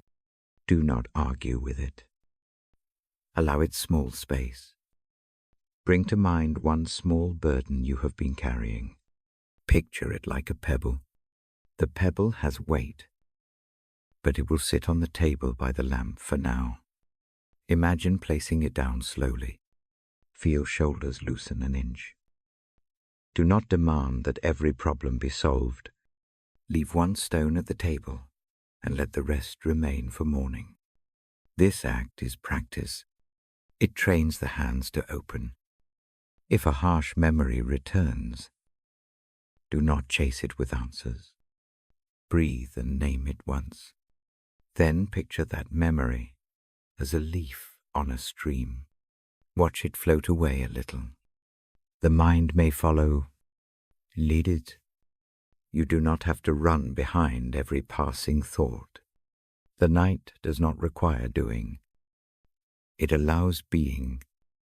Soften your yaw. Ease the brow. Let the tongue rest behind the teeth. Small changes in the body invite a different kind of sleep. Muscles that relax teach the heart to follow. The body keeps its own counsel. Treat it kindly. Give it permission to yield. If doubts crowd the mind, speak one small request in a short breath. Ask for calm. Ask for clarity to wake with morning. Ask for the courage to take one tiny step tomorrow. The request need not be eloquent. The asking itself loosens the clenched fists inside the chest. Saying a need once aloud, or in the mind hands the weight to an unseen companion. I have read words that invite a steady pace. Remember one image you like tonight. Perhaps a lamp, a field, a hand reaching, a boat moored. Hold that picture like a soft coin. When the mind wanders, Bring it back to that image. Use it as a tether for scattered thoughts. Let it keep you near the present. If forgiveness feels impossible, choose one small part to let go for tonight. Forgive one small phrase that keeps replaying. Fold a scrap of thought that holds the hurt and place it beside the lamp in the imagination. Do not rush to mend everything. Small acts of release make big changes over time. Think of someone who needs kindness. Picture them now as simply as you can. Offer them. In the heart. A small thing, a silent word of well-being. A brief wish for rest. A tiny imagined cup of tea placed on their kitchen table. These small offerings do not demand visible change. They move mercy where action cannot reach. This hour. If worry about tomorrow tugs at you, pick one practical action for the morning that will help. Keep it small and clear. Lay the outfit out. Jot a single note. Set a glass of water by the bedside. Make one tiny plan, and then put the list away. Night is a place to gather strength, not to finish every task. Let the breath do its quiet work now. Breathe in for 4 counts. Hold the air for a brief beat. Breathe out for 6. With each out-breath, imagine the shoulders softening a little more. Let the spine lengthen and sink into the mattress or chair. Allow the hands to open. Let the jaw unhook. If sleep remains distant, use a small sensory anchor. Notice the feel of a blanket against the skin. Name the texture soft, warm, steady. Track how the temperature moves across the arms.